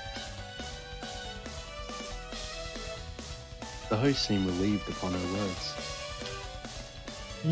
"So you're Usami-san, yes, someone did leave a message." As he said this, he disappeared behind the counter. Oh boy. Cat and mouse. Yup. After a while, he returned with a small bag. Someone told me when I see a strange girl with long hair, I should give this to her. Who left this in your hands? Haru asked as she took the bag from him. A young girl, but she said someone else asked her to do this. Haru immediately realized that the young girl was one of Mal's children. Odds were that he was using several intermediaries to get in contact with her. It'd be difficult to trace any of these agents back to. Hey, didn't you come here with your boyfriend last night? Boyfriend? He wasn't your boyfriend? I'm kind of embarrassed. Haru left the coffee shop after offering her thanks. As she walked out, Haru opened the bag. Yep, let's see it. Let's see what we got. She found only a thin cell phone inside. Huh. This is... She examined the cell phone from top to bottom. It was an old model of a disposable cell phone. Here on Central Boulevard, you can find a lot of unemployed foreigners selling these phones. Even if the police were to investigate this matter, they wouldn't be able to find the phone's original purchaser. It would appear that he knows how to cover his tracks. Mm-hmm. Haru turned to the phone. There was only one number listed. The number was listed as... Does he want me to call him? Her heart raced. She dialed the number with sweaty hands. Here we go. At that moment, the din of the city no longer reached her ears. After precisely 10 rings, Here we go. A weak vibration came from the left side of his chest. Grinned. Someone's calling. Trying to suppress his excitement, he took out his phone. He waited for his caller to speak. First, and as he imagined Usami's beautiful voice. Mal, right? He was taken back by the abrupt voice. Quietly opened his mouth. Ooh, that's CG. Yep. Yep. Enjoy you. I'm just getting a nice look at it here. Did you enjoy reading my letter? I think I know which one we have to use next stream now. The more clearer one?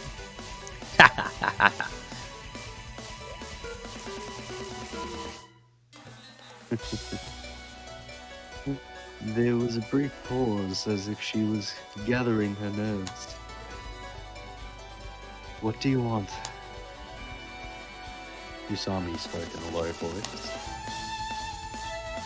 All I want is to play with you, Usami. To play such a childish game? You mean the letter? Indeed, that was a bit too simple.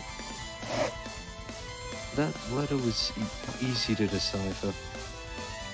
I'm here in Timbetsu City. Let's play a game of tag. I'll be intending to hunt immediately.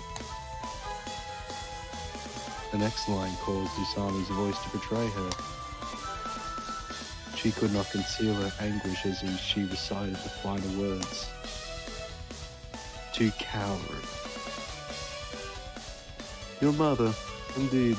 She was such a beautiful woman. He intentionally chose biting words as if playing the part of a typical twisted villain. But this did not deter Usami Hara in the slightest. The key lies with the third line. I'll be attending the hunt immediately, right? It looks innocent enough, but within that line, now I discovered your location. Would you be kind enough to explain yourself as well? It was addressed to Kaoru. On the surface, my mother's name only served to identify the person receiving the letter, but it's also an important hint. This really was a simple puzzle. I'd be quite disappointed if she couldn't even solve this. The purpose behind the puzzle lied elsewhere. That was an unfortunate accident. I held nothing personal against her. Again, he tried to play with her emotions. When you changed that third line's cow to Ru, you uncover the true message.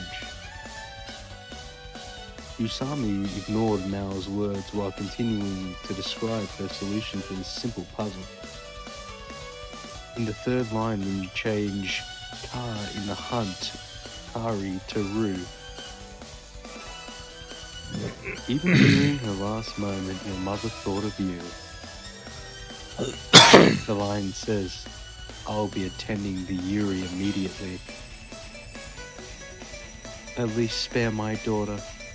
She kept begging and pleading with me. Riri, of course, is Japanese for lapis lazuli. During this entire exchange, Usami did not show a hint of anger. Your mother was very strong. I love strong people. What about you? Mao had hoped that his refusal to let the dead rest would unleash the darkness within this girl's heart, that it would reopen long-closed wounds. Nevertheless, Usami said bravely, although my mother is dead, I am still alive, and I refuse to die until I capture you, Mao. Mal felt satisfied. This girl is daring indeed. Very good. Well then, let's continue with our game of tag, shall we?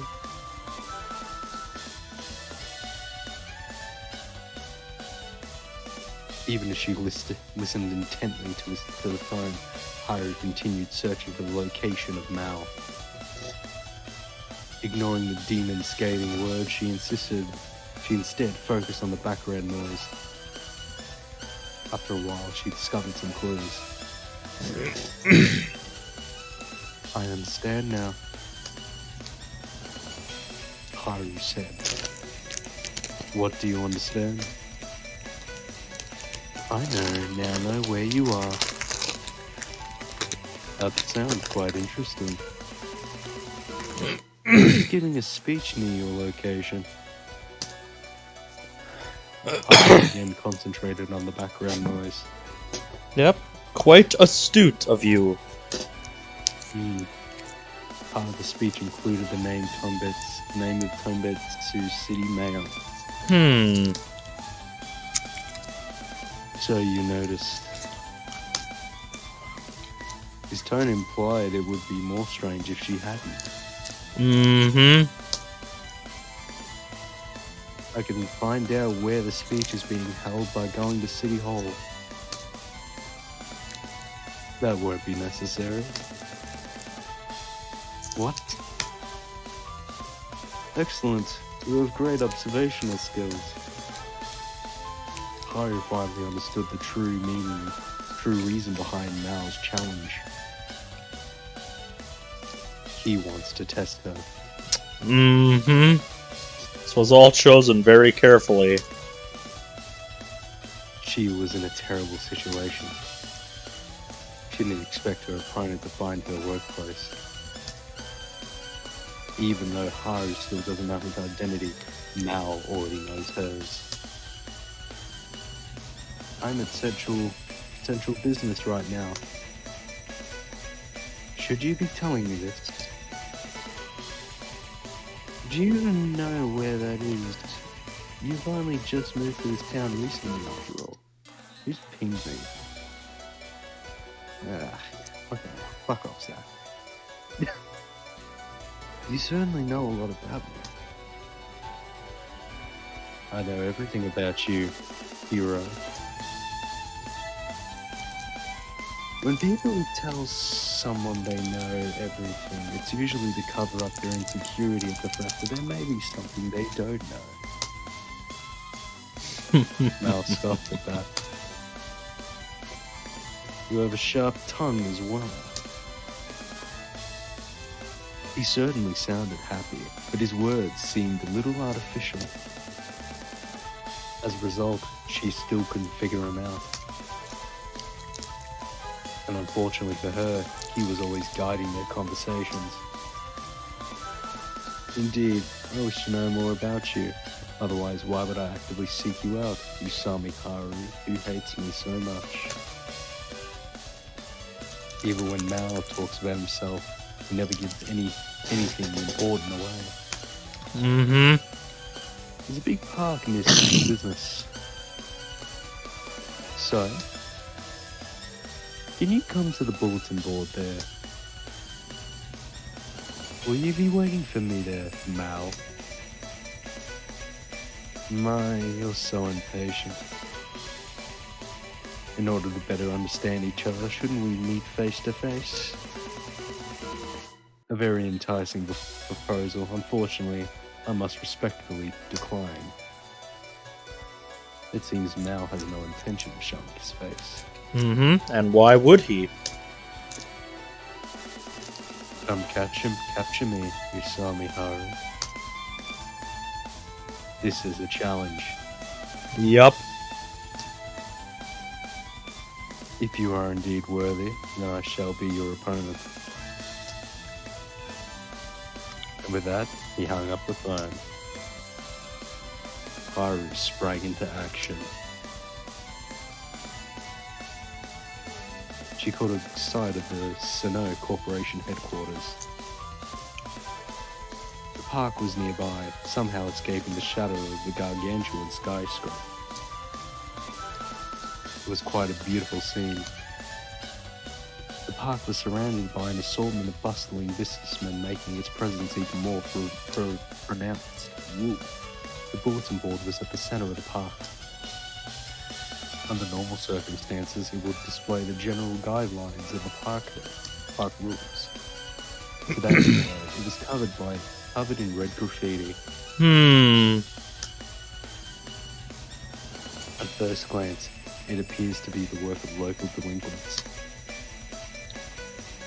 Close examination, however, reveals that the markings are actually rather detailed passage. It was clear that this graffiti was the work of Mal. I expect no less. And here, the hero must choose 3 paths. One of 3 paths. One of 3, sorry. One path leads to Mal, one path leads to hell, one path leads to heaven. There will be more information on each path. Take care to examine it thoroughly. Truth is written on the path to Mal. Lies are written on the path to hell. Truth, lies, and half-truths are written on the path to heaven. Now, can you find where I am? This sounds an awful lot like a classic riddle.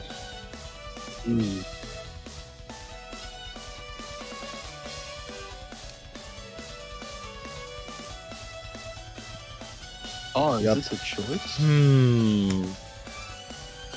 I don't know. We're about to find out. Can you click further? Like, progress? Yeah, hold on. Screenshot that, just in case. I am, that's what I was doing. Yeah.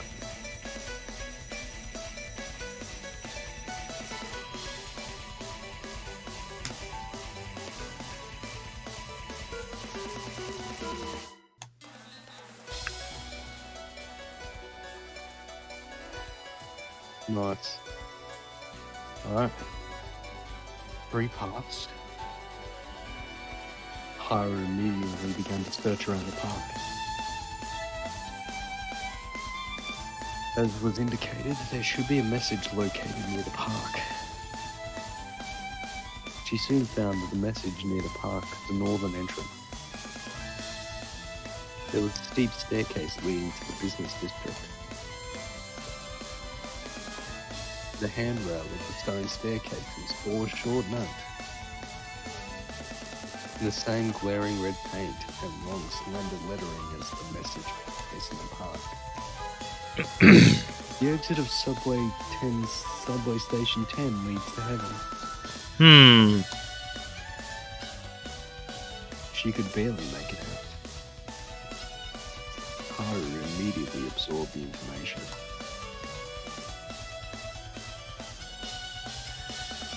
Station 10 just so happens to be Central Boulevard's main station. Haru could see several red-haired youngsters loitering near the exit. Haru carefully examined her surroundings until she finally saw another message on the handrail. Warehouse number 3 along the docks of Western District leads to hell.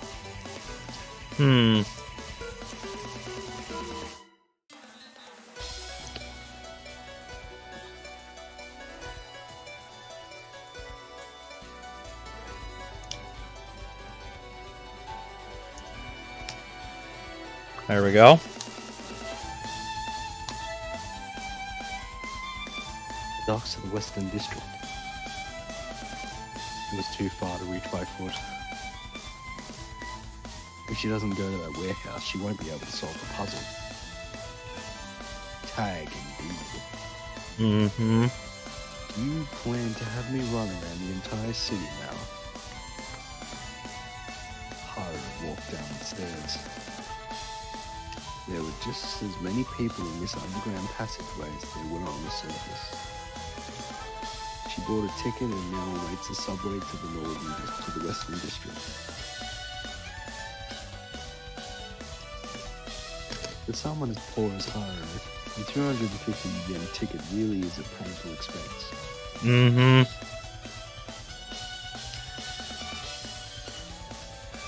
After about an hour, she finally reached the harbour. Yeah, I gotta say, this is quite the contrast to where we've been so far. Yeah. The winter sea quietly splashed against the docks. This part of the city is deserted on Sundays. Thus she found the warehouse without fighting the crowd she had earlier. The third warehouse number was clearly marked in its closed shutters. Haru searched for a message from Mal. She found a suspicious slip of paper on the shutter. This is not the path to heaven. After reading this frantically, Haru pinched her forehead. Now she finally has all the pieces. Which of these three paths should she take? 1. The staircase near the park. 2. The exit of subway station 10. 3. The warehouse number 3 along the docks of the Western District. And the path to Mao. The path to heaven. The path to hell. Which message responds to which path? Obviously, she needs to pick the path to Mao. In addition, truth is written on the path to Mao. Lies are written on the path to hell. Truths, lies and half-truths are written on the path to heaven. Haru thinks about where she found each note. 1. On the handrail of the stairway near the path is a note. The exit of subway station 10 leads to heaven. 2. Besides the exit of subway station 10 is the note. Warehouse number 3 along the docks of the Western District leads to hell. 3. At the third warehouse in the Western District was the note. This is not the path to heaven. After sorting through everything, she began to analyze information. Suppose 1 is the path to Mao. In that case, the message found there about subway station, that is the path to heaven, would have to be true. So then the answer is, to find the answer, you'd only need to do some simple calculations. Just as she was in the middle of thinking, Haru's cell phone rang.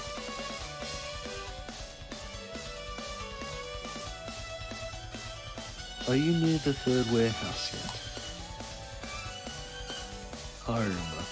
Mao must have calculated the time she needed to reach there and timed his call accordingly. An impeccable timing as always. Yes. I just got here. Did you receive the message then? This is not the path to heaven. Yes, I just found it. Mao glanced at his watch.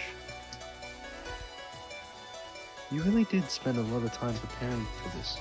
I can't help but laugh when I imagine Mao running through the city writing these hints. I didn't have to do it personally, but I guess I'm honored that my work has made you so happy. In other words, you have people working for you, right? There are always people attracted to evil, but that's not important right now. Did you gather all the information? Yes. Mao thought to himself. This is just a test. Any capable person should be able to find the correct answer. Think about it carefully. I'll be waiting for you. If you can find the answer in 5 minutes, then I'll give you a passing grade. See you later, hero. Just as he was about to hang up, the third warehouse. If you think about it, there are only 6 possible scenarios. Within these 6 scenarios, you can disregard any scenario that involves the path to Mao and lies. You can also disregard any with the path to hell and truth. When you do that, the answer just pops right out. Now listen to Usami attentively. Indeed, anyone with a good sense of logic could quickly figure out the answer. If you disregard all the unnecessary information, it is really just a simple equation. As Usami implied, one can just lay out the 6 possible scenarios and cross out all the ones that cannot be true.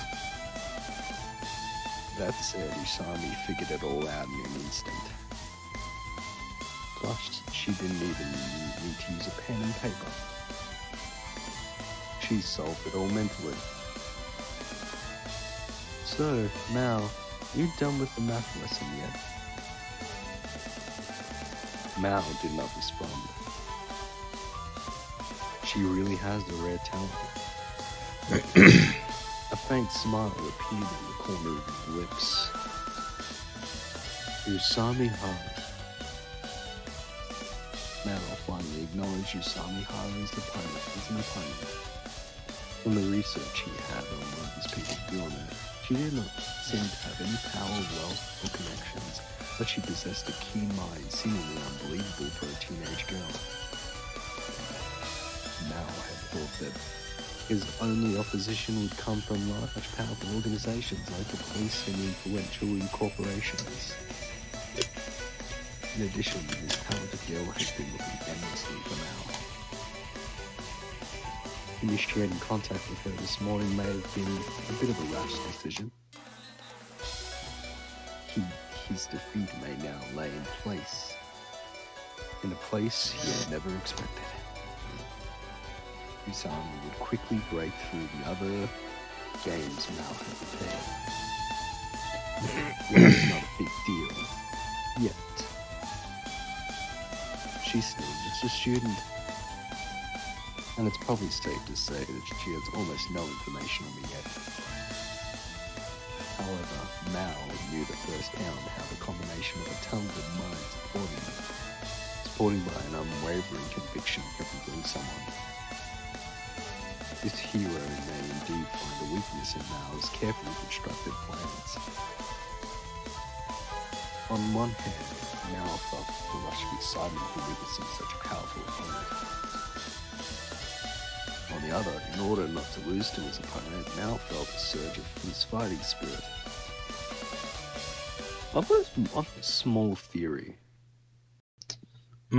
What's that? I don't reckon Mao sent that email to Kyosuke.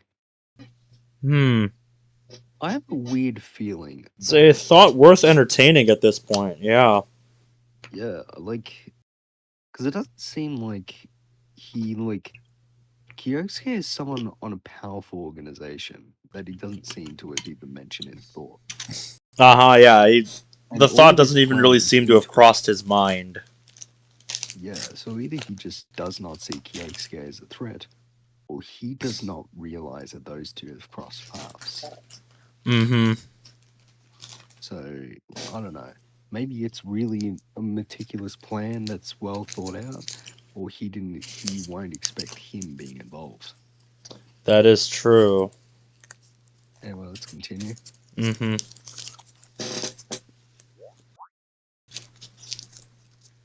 The sun had only set moments ago, and place came a strong winter wind, carrying a chill and dark clouds into its wake. Specks of light snow fell on the shoulders of Haru's school uniform before dissipating. Pedestrians flooded the business district. At the bottom of the government office stairway, Haru awaits Mao's appearance. He will come. After the exchange, Mao played another 3 hours of tag with her. Again and again, he tested her mental prowess. In order to make herself worthy of being Mao's opponent, Haru ought to have shown enough of her strength to gain the right to challenge Mao. Oh, come, lovely child, oh, come thou with me for a game I will play there with thee. Mal may think this is just a game, but this is a battle Haru will put all her strength into. Mal's final question was this. If Mal appears at the bottom of the stairs of the government office, then Hero is not at the top of the stairs. Thus, if Hero is at the top of the stairs, will Mal not appear at the bottom of the stairs? The conclusion. If Hero is at the top of the stairs, Mal will not appear at the bottom. If she wants Mal to appear, Haru must not be at the top of the stairs. In order to meet with Mal, Haru needs to stay at the bottom of the stairs. Only, he's taking too long. She cannot see anyone like Mal among the passing people. Did I make a mistake? Just as she started panicking, she heard someone call her name. From above, Haru looked up the stairs.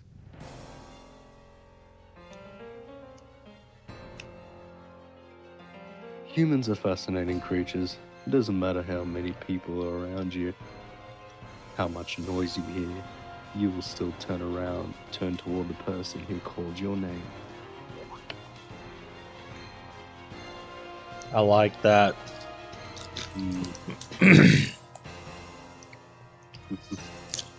Haru realized that she indeed made a mistake. She figured as long as she waited downstairs, Mal would appear there. During their prolonged game of tag, Haru had grown so focused on solving the numerous riddles he presented.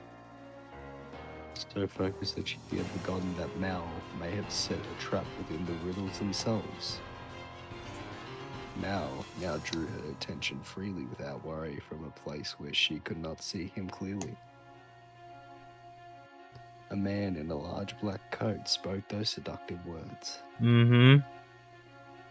But he stood with his back to the light of a street lamp, washing his features into blackness. Is this man Mal? Or just one of his underlings? Hard to say for certain. It's you, isn't it? Haru asked the mysterious person. It's you, right?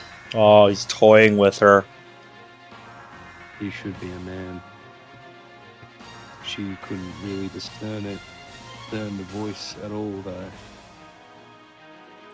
She thought that she may even vaguely recognize the voice, and she couldn't even discount the possibility of the voice belonging to a woman. I am Haru. The girl straightened her posture. I am Mal. She realized her whole body was trembling. Haru clenched her fists to suppress her apprehension. The fear she held slowly drew near. This is no longer a game. The battle has begun. Ho ho ho.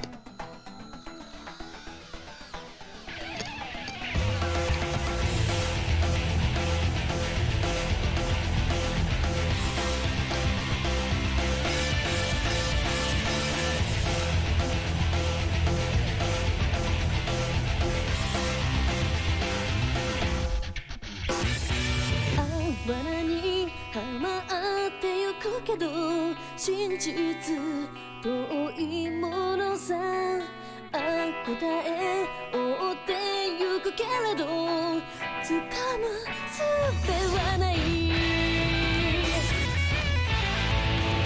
笑みに揺れる心の闇幻の夢どんな痛み放ちたいの今日々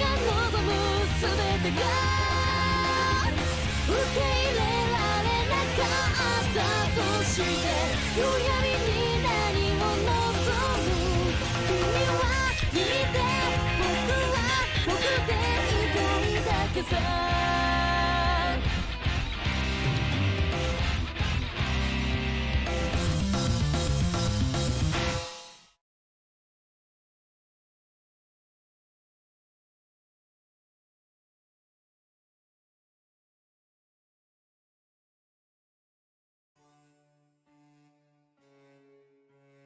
So that concludes chapter 1. Well, I guess that's a good way to end it off. There. Yeah. They even No did no us kidding. the pleasure of bringing to the main menu. Uh-huh.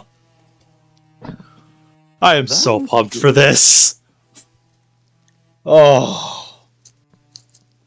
That was a good way to cap off chapter 1. Yeah, with the opening. Yep. Now with context, that means so much. Yeah. Oh, that scene when put into context just woo! Mm. Fucking hell. Well then. I cannot wait.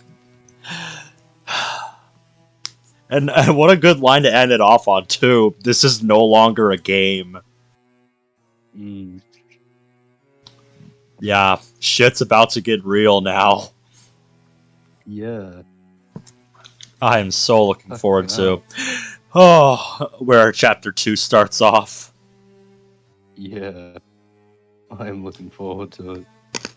Yep. Whew. I hope you guys are, too. 'Cause, oh, man. Yeah. Zach, what a you said way you to, couldn't like, sleep.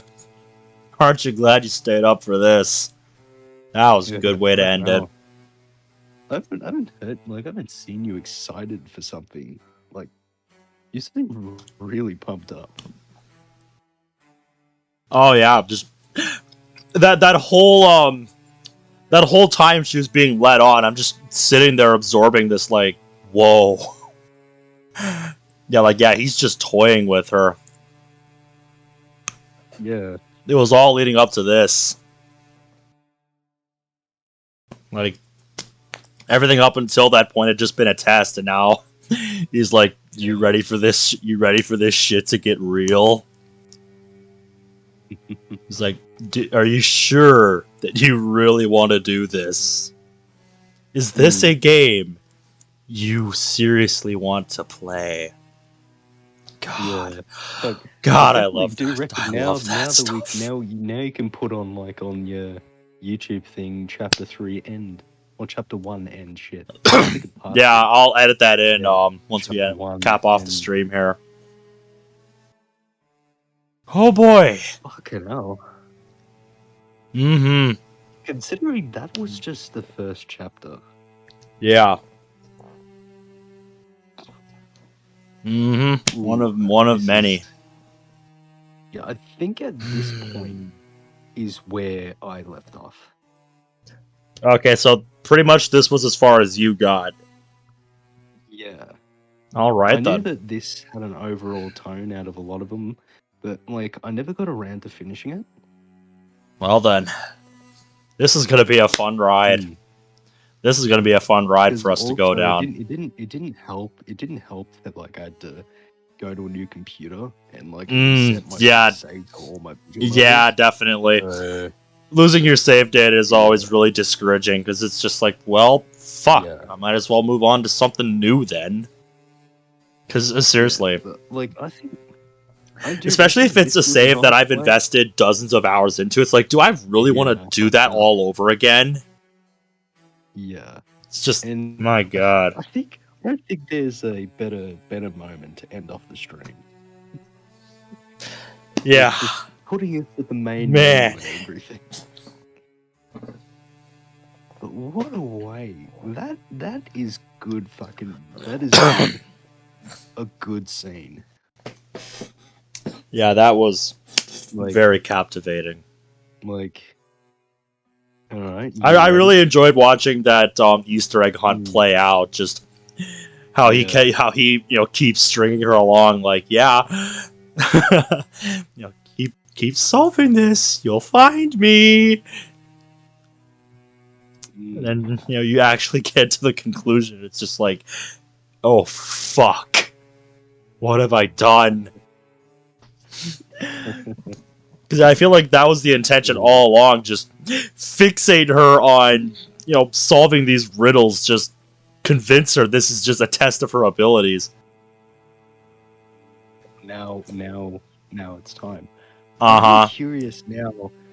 Now it's time for her to put her money where her mouth is. Like where, like, our boy fucking Kyosuke comes in. Yeah, that's what I'm going to be thinking about too. Just where Kyosuke falls into, where Kyosuke fits into all this, because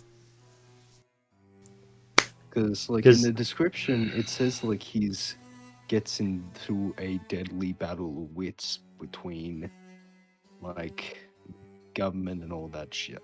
I forgot what it specifically was. Let me yeah, we'll have to consult the VNDB page here. Yep, I'm quickly. Yep, we got the quick introduction. You stepfather's ruthless heavyweight. The idyllic existence is broken when two individuals appear in the city. A beautiful girl named Usami Haru with hair you can get lost in the days, and a powerful international gangster known only as Mao. Almost without delay, the two begin a deadly cat-and-mouse game, bringing you and your friends into the crossfire. Plotting, political intrigue, and a layer upon layer of interlocking traps are the weapon in this epic battle of wits. So it definitely seems that, like... So, yeah, obviously he's bringing them into the fold for some reason. Maybe he knows that Usami has some kind of connection to these people. Yeah, it's either that or something else is dragging them into it. Uh-huh, yeah. It's not clear if, like, Mao himself is aware. Uh-huh, yeah. That, and he doesn't seem like the kind of person to just do something without, what's the word I'm looking for? Yeah, he doesn't seem like the kind of person to do something without purpose. So yeah, there has to be a concrete reason he sent that the same poem, yeah, was sent to Kyosuke. There has to be a concrete reason for it. We're just kind of in the dark as to what that is right now.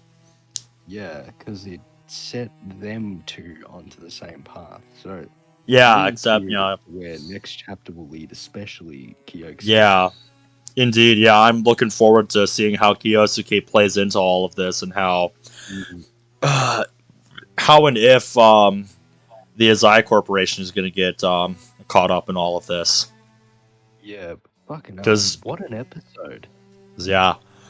As we found out, he kind of has to find out about this person. Yeah, he does, because like his life is on the line. So. Exactly, that's what I was going to say. His life is in the balance of finding out who this man is. We start off with the conclusion of like the key thing, which seemed trivial, and then leading up to this. Mm-hmm. Yep. We started off so innocently, and now look where we are. Yep. God. That was a battle of wits. Mm-hmm. The one thing is, I want more of that now. I love this kind of stuff. I definitely think that Usami will definitely need to get Kyosuke's help because they have the same sort of critical thinking. Yeah, exactly. Like, they're similar people. So, like, will Usami try to get Kyosuke's help? And since he has a larger connection, will that be something that, like... Yeah, because when you factor in that one cafe scene where they were together, he seemed... Opponents would be the police, government officials, or larger organizations. Like the Sano group, where the Azai Corporation is involved, is a larger group of the criminal underworld. Mm-hmm. Which Azai Gonzo implied that he now might have a person on the inside since he has an intricate control of it. Yeah. Wouldn't put it past him. Yeah, so there's a lot of questions lingering, and I'm so looking forward to the next. Yeah. Anyway, I guess I'm we'll just leave it looking off at forward to what we find out next time. 'Cause, man, this ended on a high note. that. Yeah. Anyway, it is 3 in the morning now, so at least for me it is. So yeah, I'm gonna sign off now. I'm looking forward to when we get to do more of this next time. You'll have to let me know when you're available. Yeah, I will. So Anyway, see you guys. hopefully it's sooner than 2 weeks time next time. But yeah, See, is Zach the only one that's been messaging in the chat for like as far as I can see? it has been quiet for a bit. Yeah. Yeah, it's like Zach and more Zach. And then a bit of underskins. Yep. It is what it is. Alright. I think everyone else that's been watching has just been sitting back and absorbing what we've been seeing, just kind of like what we've been doing. Yeah, that's all you can do. It's a lot of information here. Yeah, take I don't care, I don't guys. blame it when the chat's just quiet for something like this. So yeah, whenever it ends up being, till next time, take care.